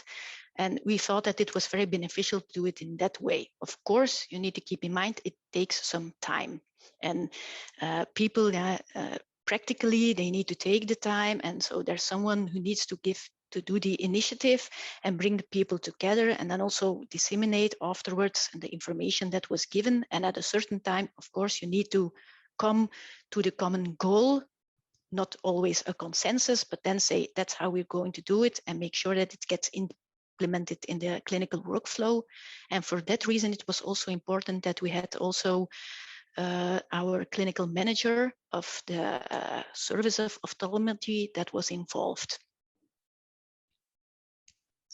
Thank you very much, Nikki. I think it's so important that you know, all the people that are involved get this sort of like safe space where they could just ask the questions, that it's just not assumed that, you know, they would just comply with whatever rules are put upon them, but you can actually discuss them, you can ask what your concerns are, and just, you know, reach the sort of common understanding that why are we doing this and what's the benefit, and that just makes that process so much better.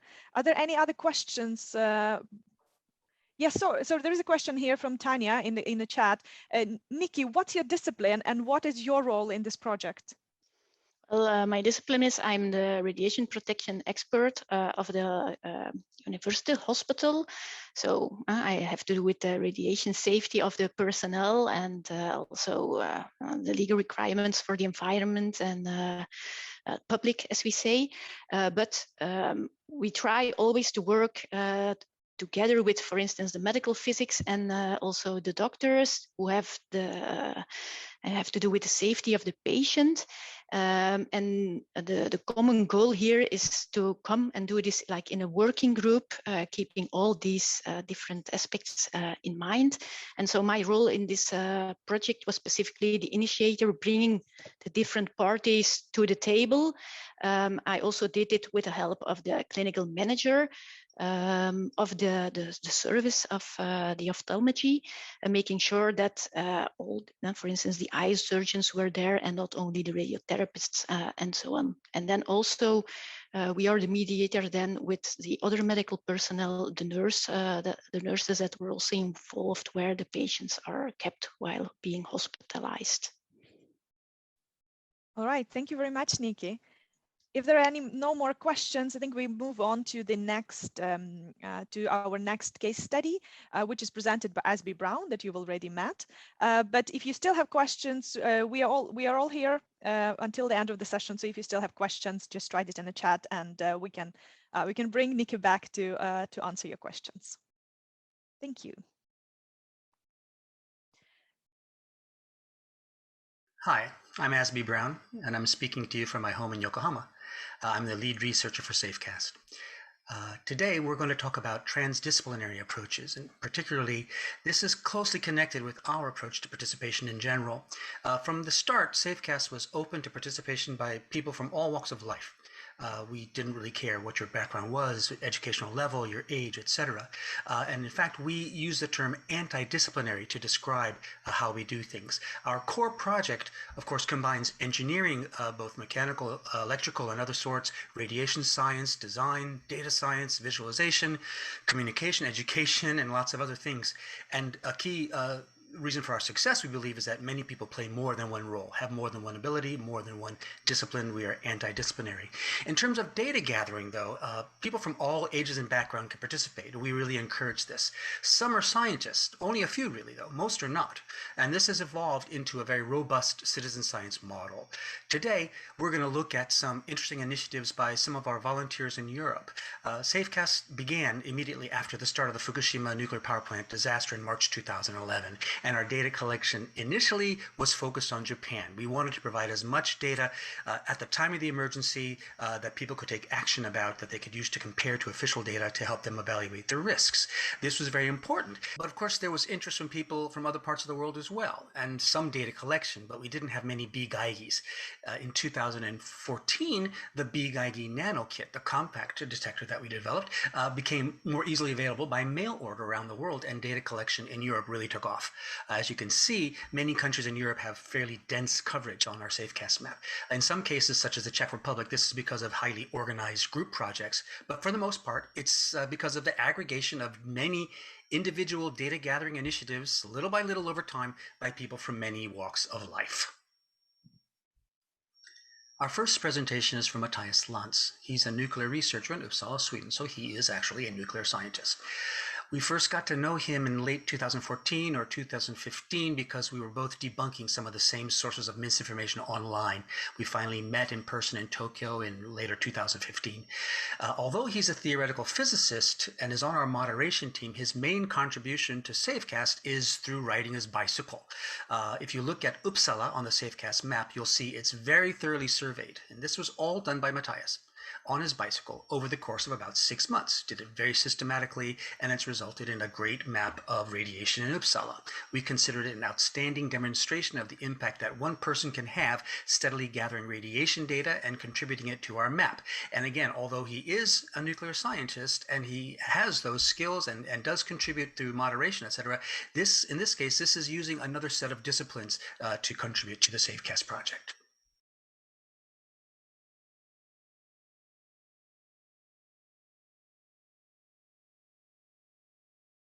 Hello, my name is Matthias Lantz. I'm a researcher in applied nuclear physics at Uppsala University in Sweden.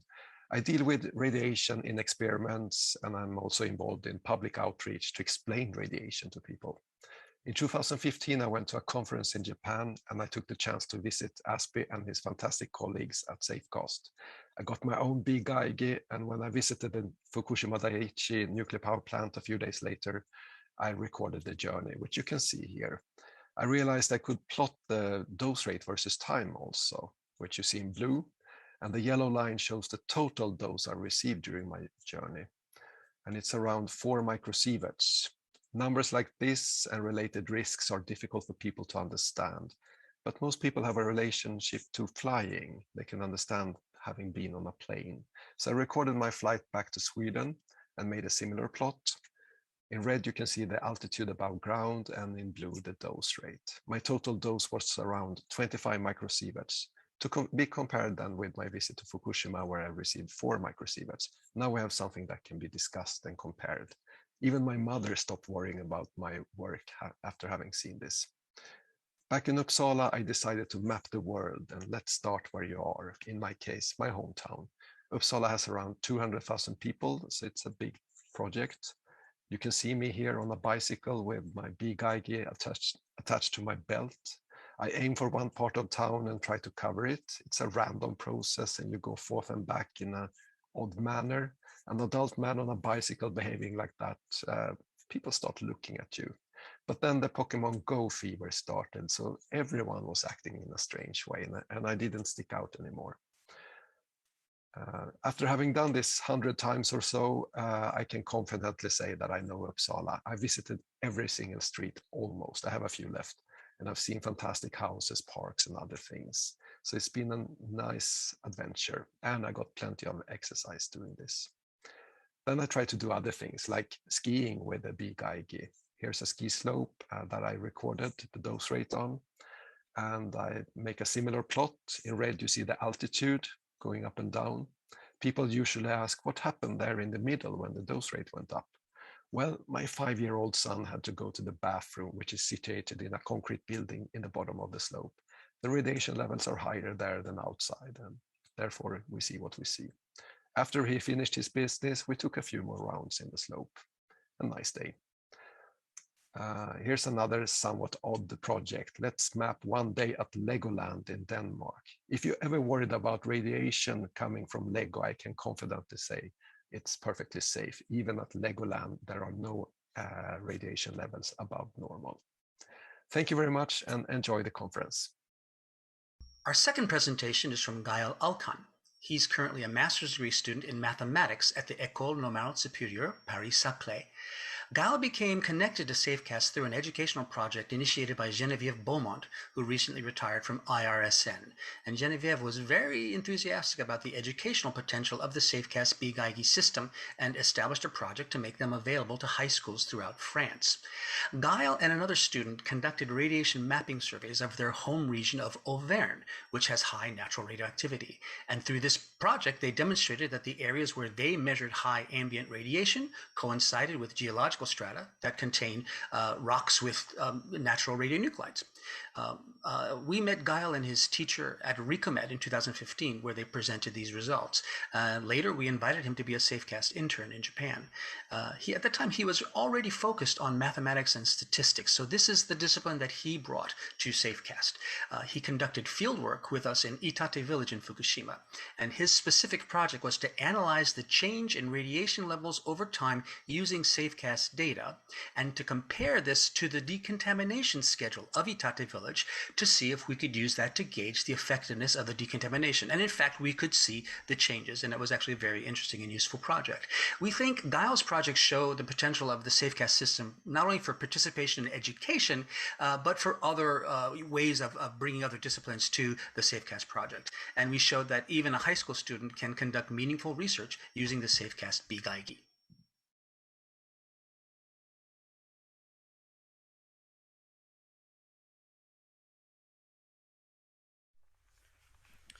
Hello, my name is Gael Alcan. I come from Vichy in the center of France, and I'm studying mathematics, and more precisely, I am specialized in probability and machine learning.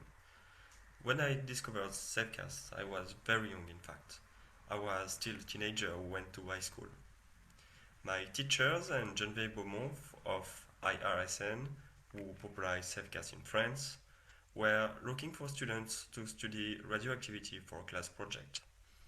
At this age, you still haven't studied radioactivity in physics class. At least, I didn't have any knowledge that went beyond popular belief. I had no awareness of the nuclear subject. During this project, I always considered that I was the subject of an experiment in some way.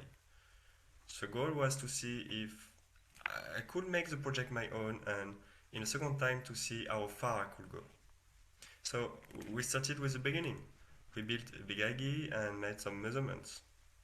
Naturally, in France, the subject is not as important as in Japan because of the Fukushima accident, and we only measure natural radioactivity. The key of the study is that my home region, the Auvergne, is one of the two most radioactive regions in France because of the natural presence of granite in the soils. Finally, we presented our observation at RICOMET in 2015. At this point, I have gained an understanding of the subject from an environmental and societal perspective. I also learned the basic physical principle of radioactivity. I continued my story with SafeCast in their Japanese office for summer internship. We studied the SafeCast data available in the village of Itate, which was going to reopen soon for the inhabitants forced to flee the city after the Fukushima accident. We made maps of the available data over the time and made some needed measurements ourselves.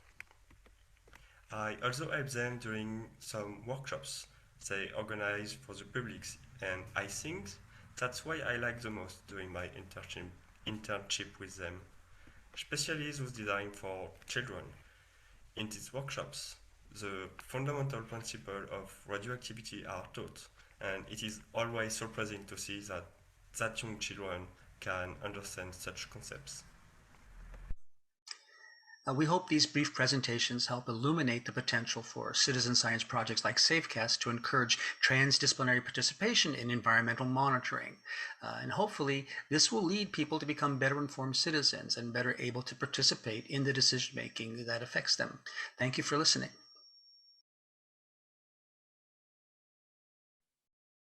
Thank you very much. This is the great story, Asbi. I really enjoyed it. There's so many different points I'm very happy about. And first one, I've just been to Disneyland about 1.5 weeks ago, and it's good to know that the doses are low.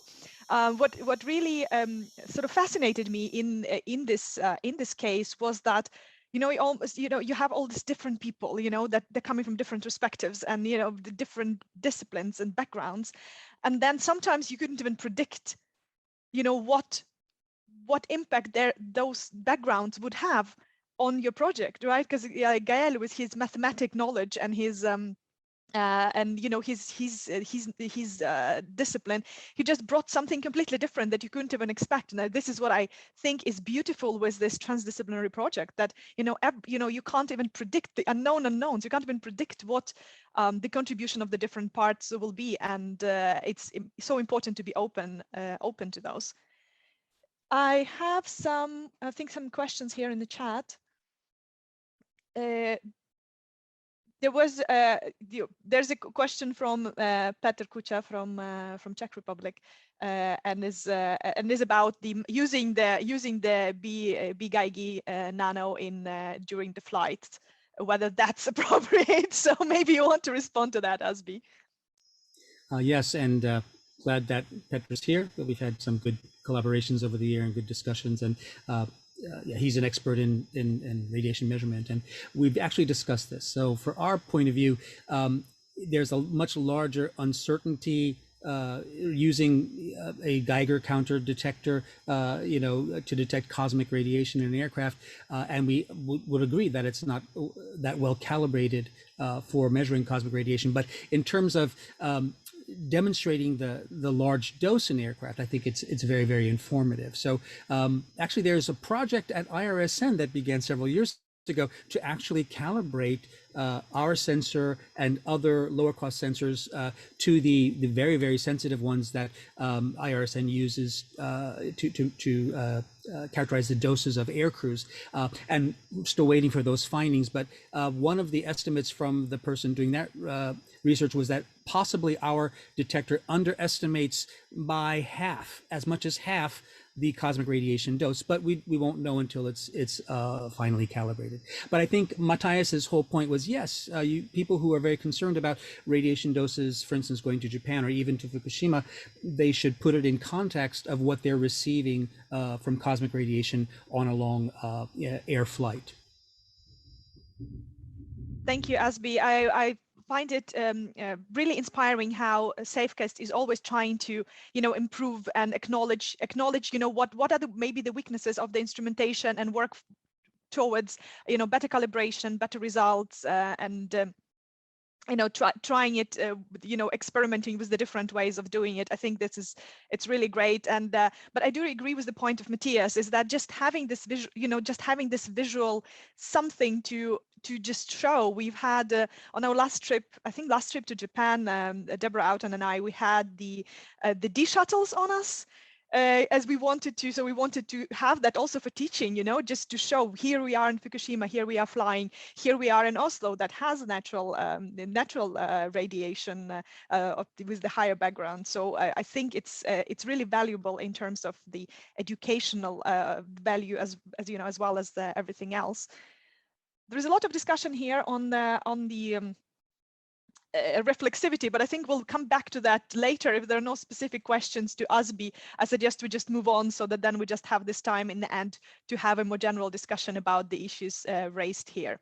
So our next case study is going to be presented by Nazanin Love, who is a PhD student at the Hasselt University and SCK SAN, the Belgian Nuclear Research Center, and she's going to be talking about doing her research, transdisciplinary research on marketing societal challenges of using norm in building material.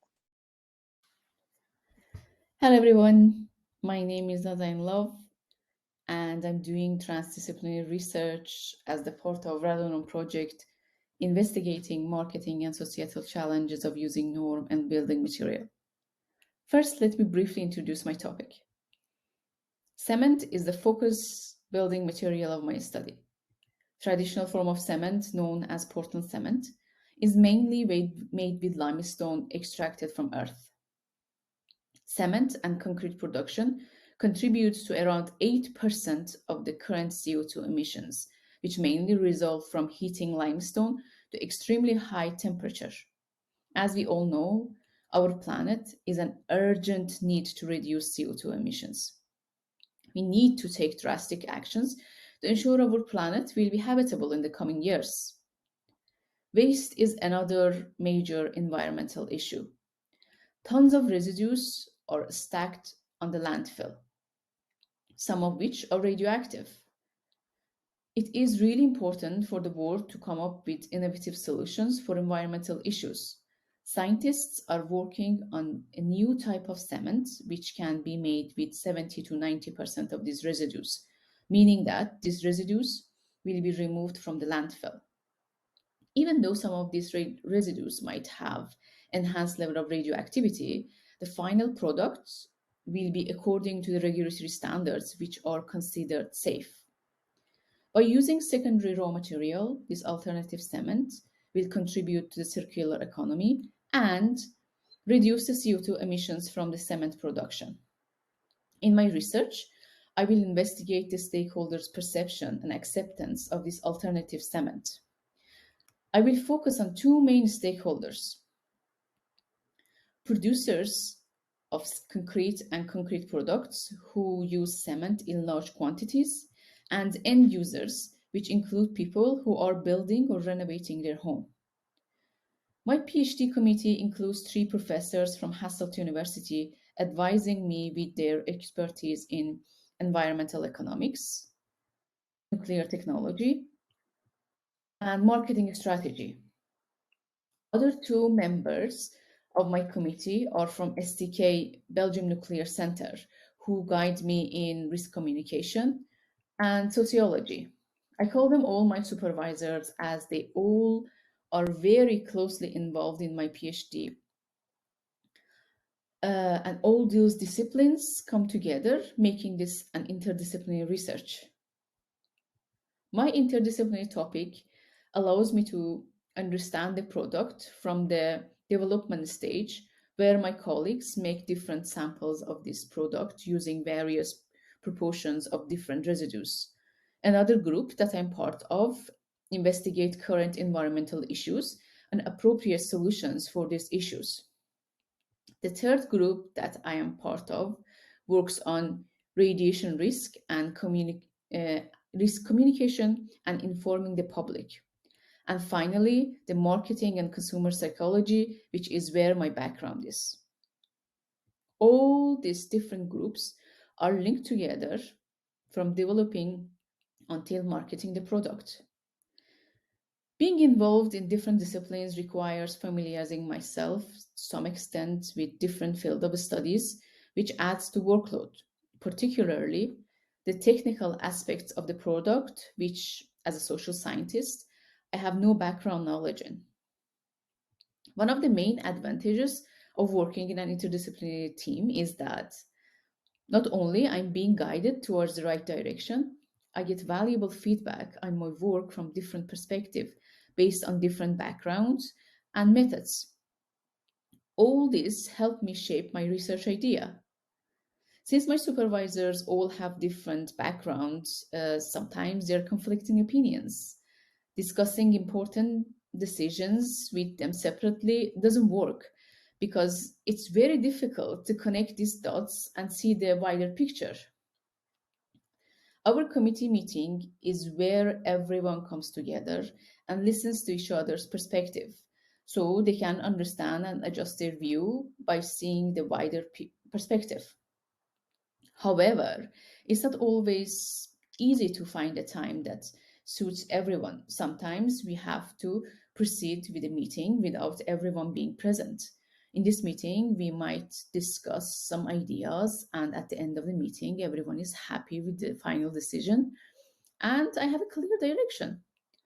However, the comments of the person who couldn't join the meeting might be very different.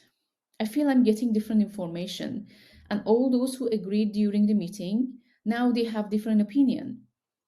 It can become frustrating. Back to square one, and I'm not sure what direction to take. Sometimes my supervisors have different thoughts and goals of what aspects of research should be more emphasized and put in the spotlight. For example, it can be sustainability aspect of the product or radioactivity aspect. This can be confusing and time-consuming in how to balance that out. Of course, things might get even more complicated if these meetings are physical, in which attending these meetings would require traveling. It's not just different academic background and opinion on the approaches to take. It's also involved working with different personalities, supervision styles, and their perspective of PhD life. Sometimes this can be more difficult to handle in comparison to other challenges. All these challenges of working in an interdisciplinary topic adds up into something that's already challenging, life as a PhD student. It can be very enjoyable as it involves researching topics that I'm usually interested in and learning new skills. However, in reality, it's not always like that. It involves never-ending to-do lists and being pushed with deadlines, email after email, confused and being under time pressure. Being a part of different disciplines certainly make the PhD life more complicated. It can be enjoyable being a part of different groups, working on different aspects of the topic and bringing research together. It is good to work as a team and have each other's support. This means joining different presentations from different disciplines and presenting my research. It gives me new perspective on the topic. It's rewarding and time-consuming, of course. But one of the biggest challenges is that despite being part of different groups, sometimes I feel like an outsider, a singled out person, because my research doesn't really belong anywhere, as no one is working on a similar topic to mine. Working in different disciplines I have a feeling that my work is being compared with other colleagues. However, the depth of the knowledge I have from the discipline would not be the same and might seem that my research is not as technical as others. Now, at this point of my research, I will take a step up into transdisciplinary. Not only I will be working with different scientific disciplines, but also I will move into the field in which I will be interviewing stakeholders from different backgrounds. As I mentioned earlier, one group is concrete producers who have stake in my research and would like to know what I have learned from my research. Also, I will be interviewing people who are building or renovating their home. These also add another dimension into my research. I started my PhD 9 months ago, and I haven't experienced the challenges of trying to publish an interdisciplinary research, but I think it will be challenging to find the right journal that fits the best to my research, which tries to cover different topics. So these were my experiences as a PhD student with an interdisciplinary topic. Since I have started my PhD, I have been teleworking due to COVID-19 situation. Going back to office, I will be working in 3 different offices. It might add a new dimension to this complicated task. Thank you for listening. If you're interested in my research and would like to be in touch, this is my LinkedIn profile and my contact information. Feel free to contact me if you would like to discuss more about my research. So I'm at the beginning of this journey. If you have any advice on how to make this journey less challenging and more enjoyable, I would love to get some advice from you. Thank you. Thank you very much, Nazanin. This is such a great presentation, and thank you so much for just being so open about all these challenges that you are facing. And I think I'm especially touched by your story, because I remember that feeling when I was doing my PhD and I was the only social science PhD in the natural science lab, and then nobody would really understand what I'm working with. And it just, it just sort of brings back those memories of, not fitting, not fitting anywhere really, or not having that that group that I would belong to. And I think what helped for me was, being part of the bigger international collaboration, being part of lots of projects. So I kind of found my group, not physically, but at least with the, in mind and in heart, and with my colleagues from Europe and beyond. So I think that's one of the ways of dealing with it, although it doesn't solve all the challenges. But I think it's your talk. It really touches upon this a bit of a conflict of when we do advocate for more transdisciplinary research. We do advocate that this should be done, but the system is a bit behind. In a way, it's not, the organizations are behind, the structures are a bit behind. As you mentioned, the issue of publishing. I have myself gotten a paper rejected twice from 2 different journals because they just didn't feel it fit, because it was kind of, trying to address multiple disciplines. And what do you think about that? How can, as a person who is in the middle of that, what do you think the system should be doing? How should we be pushing the system so that it would help you do your work better and feel better about it, and not having to overcome challenge after challenge in every day of your work? Yes, I agree with you. To be honest, it sounds really interesting working in an interdisciplinary and transdisciplinary subject. And yes, I had a marketing background, and when they told me I will be working with SDK, I thought that, okay, then it's a really new topic and lots of disciplines, and really adds to what I already know, and I find it fascinating. But I didn't have a proper knowledge of what is interdisciplinary or transdisciplinary, it sounded very interesting because at the end of this 4 years PhD, I think I would be more confident and I would know more about lots of disciplines, and it's fascinating. And I'm not focusing on just one specific topic. And when I get different advices from supervisors, it gives me confidence because, of course, when you publish something from our discipline might sound great, but other disciplines might have different ideas. So it gives me confidence. But I think people should create some awareness. So we should understand more about what is interdisciplinary, and whoever gets into that, they know the challenges. What can be done about that? I'm not sure. I think just the supervisors or whoever I'm working with, understanding the situation, the students or PhD students is a really good start to help them to overcome this complex situation sometimes. Yeah, no, this is great. I mean, this is some great points, Nazanin. I do agree with you. I mean, just raising awareness to how challenging it is, and just showing, because I think sometimes if you're not in that situation, you don't really see how it is and what it means for every single person.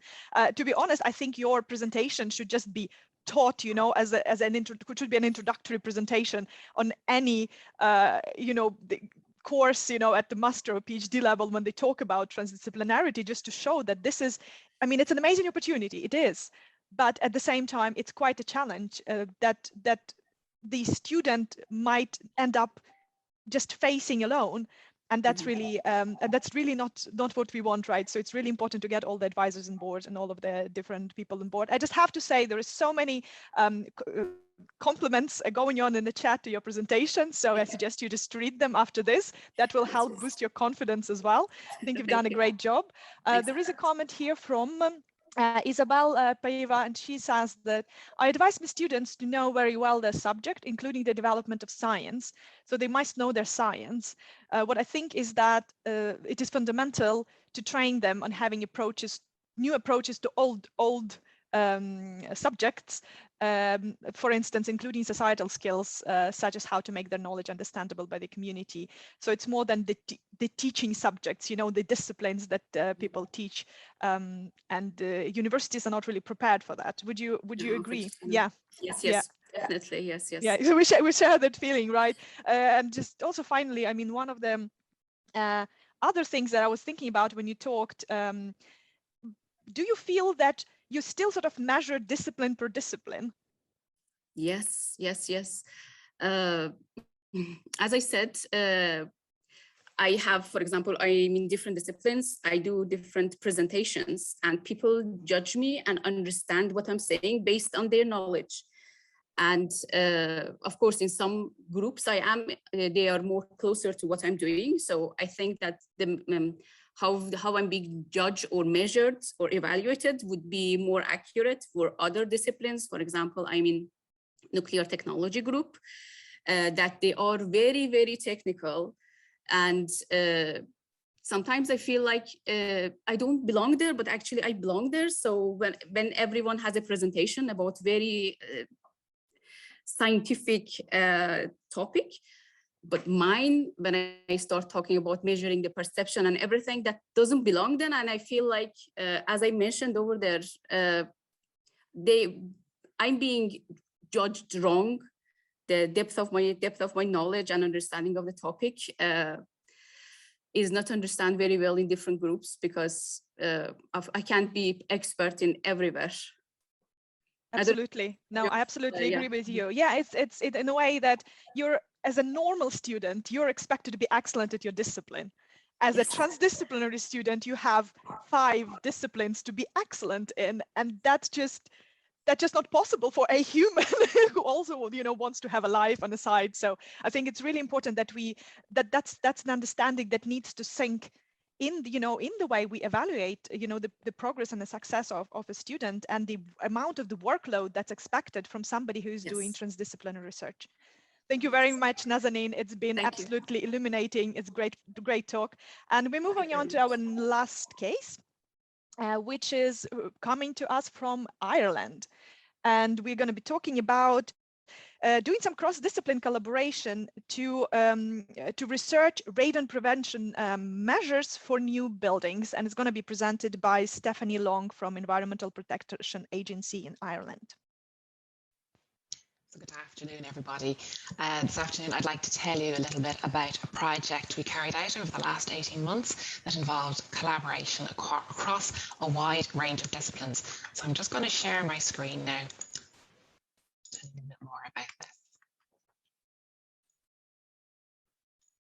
So this research focused on preventive measures in new buildings. And just to give you a little bit of context for why we were doing this, we know in Ireland that about 500,000 people live in homes above the reference level, and that about 350 people every year contract radon-related lung cancer. And it's something we've been working to address for a very long time.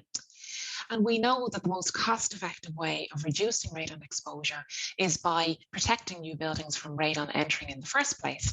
So for the last 20 years, the Irish building regulations have required that all new buildings in radon-prone areas are fitted with a sealed membrane. And research that we've done has shown that that requirement has been effective. We have seen a roughly 13% reduction in the average indoor concentration. So the requirement to install a membrane has had some effect, but not nearly as much as we would like to see. And of course, that's not surprising given how difficult it is to install a sealed membrane. So what are the other ways of protecting new buildings from radon? So the other method is by depressurizing the building. So by putting a sump in under the building and venting that sump to outside. And research in Canada has shown that a very significant reduction of up to 88% in reduction is achievable with a sump installed internally. And in the UK, with an external sump, so a pipe installed on the outside of the building that vents radon from the rocks and soil under the building, can reduce radon by 1/3 and up to 1/2 where you add a cowl onto the top of the pipe. So we decided to have a look in Ireland and see what we could find, and some research was carried out in the National University in Galway, and they were able to show that the use of sumps and cowls were also a very effective solution for Irish homes. And we were advised by the coordination group, that's the group that coordinates our radon strategy, that we should carry out a trial of this work in real homes to see are they really as effective as they seem to be. So that's what we set out to do early in 2020. And so first of all, we looked at what did we need to do this research. We needed funding, of course. We needed empty homes that we could install the preventive measures into. We needed those tools. We need the sumps, the pipes, the cowls, and we needed radon monitors to measure the radon levels. So along with that, so in order to pull all of that together, we needed a number of different organizations and individuals and expertise. We needed expertise in radon measurement. So we were able to provide that, the EPA. We needed a radon contractor that was in a position to install the preventive measures. We needed some help with data analysis. So we worked with an academic, we worked with a mathematician from a university in Dublin. We also needed to work on buildings where the construction staff, they were really well acquainted with how the buildings had been built and what kind of preventive measures had been installed. So quite a wide range of expertise needed there. And in order to pull all of those groups together, we needed a common purpose and an aligned purpose. I would say in the EPA, our purpose was very clear. Our raison d'etre is radiation protection, so that's very clear. For the mathematician that we worked with, for him, a motivator was the application of his research to a real world situation. And that's very important motivator for him. The contractor that we worked with, clearly this research supports the work of the radon industry. And then local government that we worked with that provided the homes for us, they're based in a radon prone area, and they've done an awful lot of work to tackle radon in social housing, and they're very motivated to protect the local population from radon. And likewise, the construction staff were also very keen to work with us. I would say the common purpose that we all shared was a desire to protect the population from radon, a desire to reduce the number of radon-related lung cancers. So that, I suppose, drove us forward with our project. And I suppose the last thing I wanted to mention was how did we manage to do this? We had our very first meeting on the 18th of March. So we were just a few days into our first COVID lockdown. So we started off working remotely, and we continued working remotely for more than a year. All of our meetings were online and all of our data was collected remotely. So obviously the factors that are needed for working well together as a group, that became even more important. We needed good trust of each other, and we needed to be able to communicate well. We needed a really clear scope starting out. And as the circumstances changed from month to month, we needed to be flexible in the approach that we took to carrying out this work.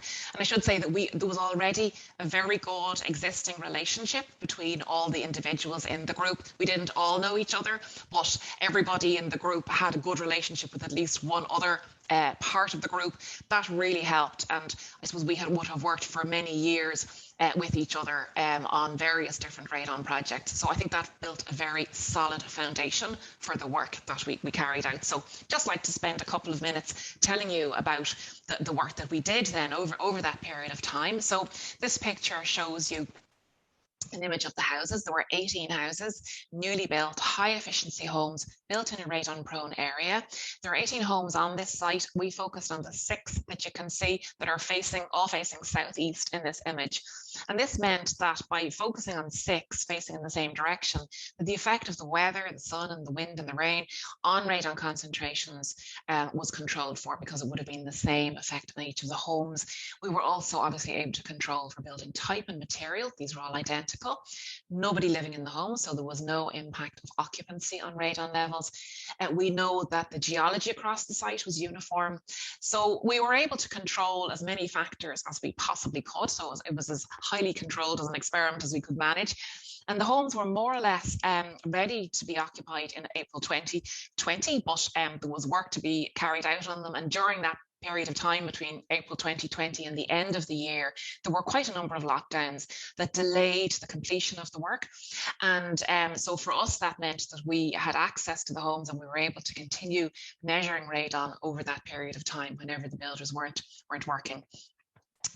So first of all, we took advantage of the first lockdown, that first 3-week period between April and May, and Earthing's wave monitors one monitor was placed in the kitchen of each of the 18 homes. And we measured for 3 weeks then to make sure that there was enough radon in the homes for us actually to do this piece of work. And you can see from the results there that there certainly was enough radon there for us to measure the effects of what we were going to do.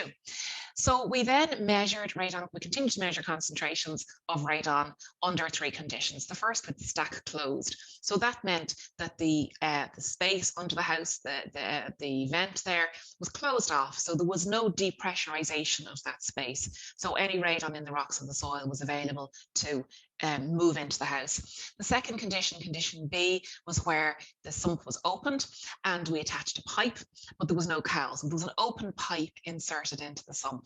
So the radon gas would have been able to escape through the pipe and into the open air. And then the final condition, condition C, was where we added a static cowl. So you can see the cowl in the image here. So it wasn't a rotating cowl. It was placed on top of the pipe. So that was the third condition. And we measure radon concentrations over 15 weekends. So that would have been May to October of 2020. During the week, work was happening on site, but we had data for the weekends for where the homes weren't being disturbed. And then we had a 6-week period, which we hadn't expected actually to get between October and November, where the homes were completely undisturbed. So we focused on the data from that period of time because we felt that it was the most I suppose reliable or most undisturbed data. So we collected that data. I'm going to quickly show you the results now. You can see with the radon sump closed, so that's with no opening at all. You can see the top histogram shows you the concentrations that we measured in the 6 homes that we focused on. Where we had the pipe installed but no cowl, so just an open pipe, you can see the effect that that had on the overall radon concentrations, none above 500, whereas we were up to 1800 with the sump closed. When we compare then the pipe installed just with an open pipe compared to with the cowl installed, you can see again a dramatic effect. No concentrations above 200 with the cowl installed compared to up to 500 with just an open pipe. So those results are summarized nicely in the next table. It shows you the average radon level of 382. That's with no depressurization of the building, reduced to 135. So a 65% reduction simply by installing an open pipe. And then by adding that cowl to the pipe, a further reduction to 94 becquerels per cubic meter, so a 75% reduction overall. And as I mentioned, no measurements above 200 where we had the pipe and the cowl installed, and only 9% of observations where we have an open pipe, compared to 38 where we have no preventive measure at all installed. And you can see that the cost was quite effective as well. It cost us approximately €100 for the materials needed for each dwelling. So I suppose I'd just like to conclude then by saying that we feel that this was a really successful field trial. It showed the effectiveness of cowls, and it showed that they're a really cost-effective way of protecting new buildings. And the results of this research will feed into our upcoming revision of our building regulations.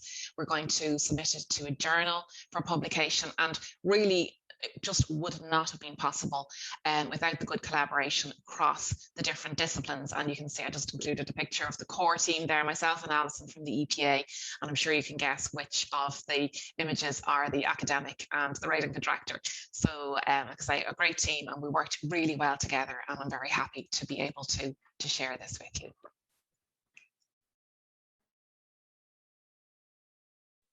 Okay, big thanks for Stephanie for presenting this interesting project. Unfortunately, Stephanie couldn't join us today. I think she's on her well-deserved leave, but her colleague Alison Dowdell, who was also the part of this project, is here. Then Alison, if you could appear, please. I've unmuted myself and stopped my video. Can you see me again? Not, I can't, but maybe people can, because the Zoom is misbehaving a bit. Well, everybody can see my picture. There you go. I can see you now. So thank you so much. A really fascinating project. I really appreciated, you know, that you highlight how important the relationships are in this kind of work, because you need to have the certain, sort of trust levels, to be able to share. And could you expand on that? What kind of collaborations did you have with all these different partners, and how did it work out? Yeah, no, and I suppose just to pick up on what Nazanin was saying, it's people in different situations. You get to appreciate their role and their part in the project. So, we're in the EPA, we're looking at policy, but to actually, get to deal on a daily basis with the contractor, who is, I suppose, the cold face of, getting work done on radon in people's homes, so we're probably using different languages, but when we come together in a room, then you break down all those barriers and, get to hear how he explains in, everyday language to a householder what he's going to do to help them to solve this problem, and then even for us, helps us communicate the message better. The contractor certainly, is a big part to play. He's the one who got us the houses to test in the study. And it was through other work that he had done with local authorities. He had those good relationships already built up, so he could approach them. He'd worked with them before. So, they were happy to facilitate this current project.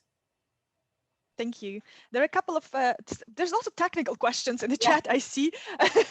The Professor Ran has been asking whether, is the radon test actually mandatory when you sell the house in Ireland?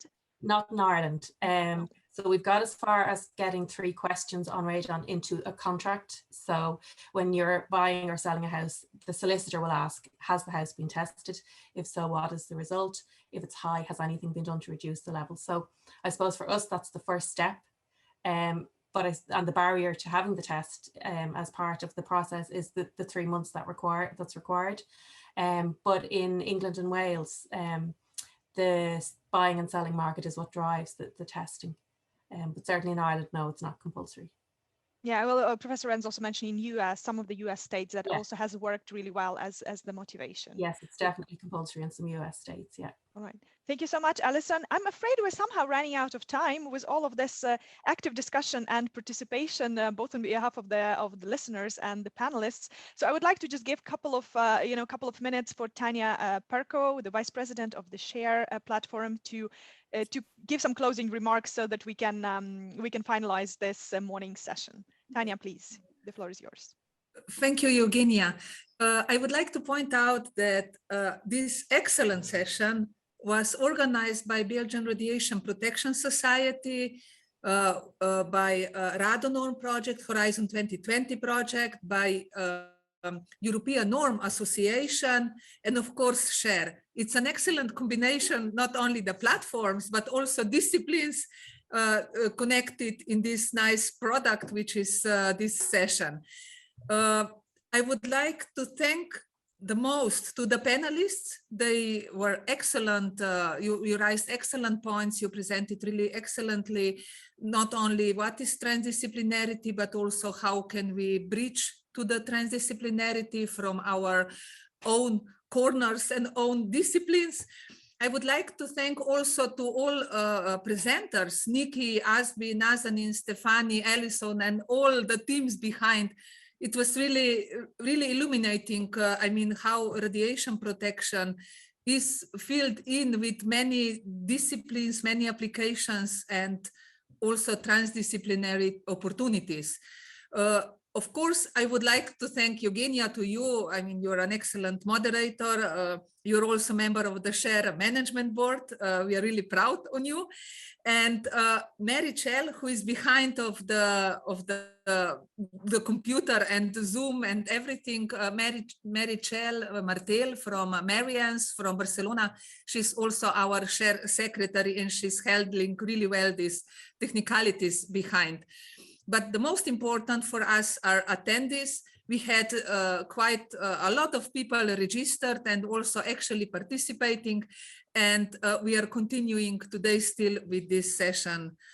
So Eugenia, I give you the floor back, how the afternoon will go on. Thank you, Tanya.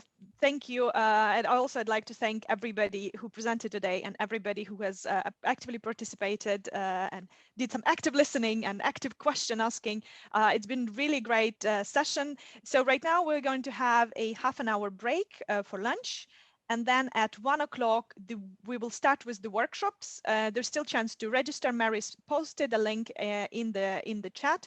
And then after 2 hours of discussing some case studies with the workshops, we will then again gather at 3 o'clock and look at what's been discussed and have some reflections all together. So I hope to see many of you in the afternoon sessions.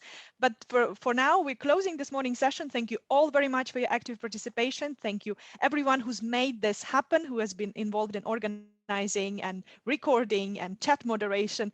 And I hope to see you during other RICOMET and future SHARE events.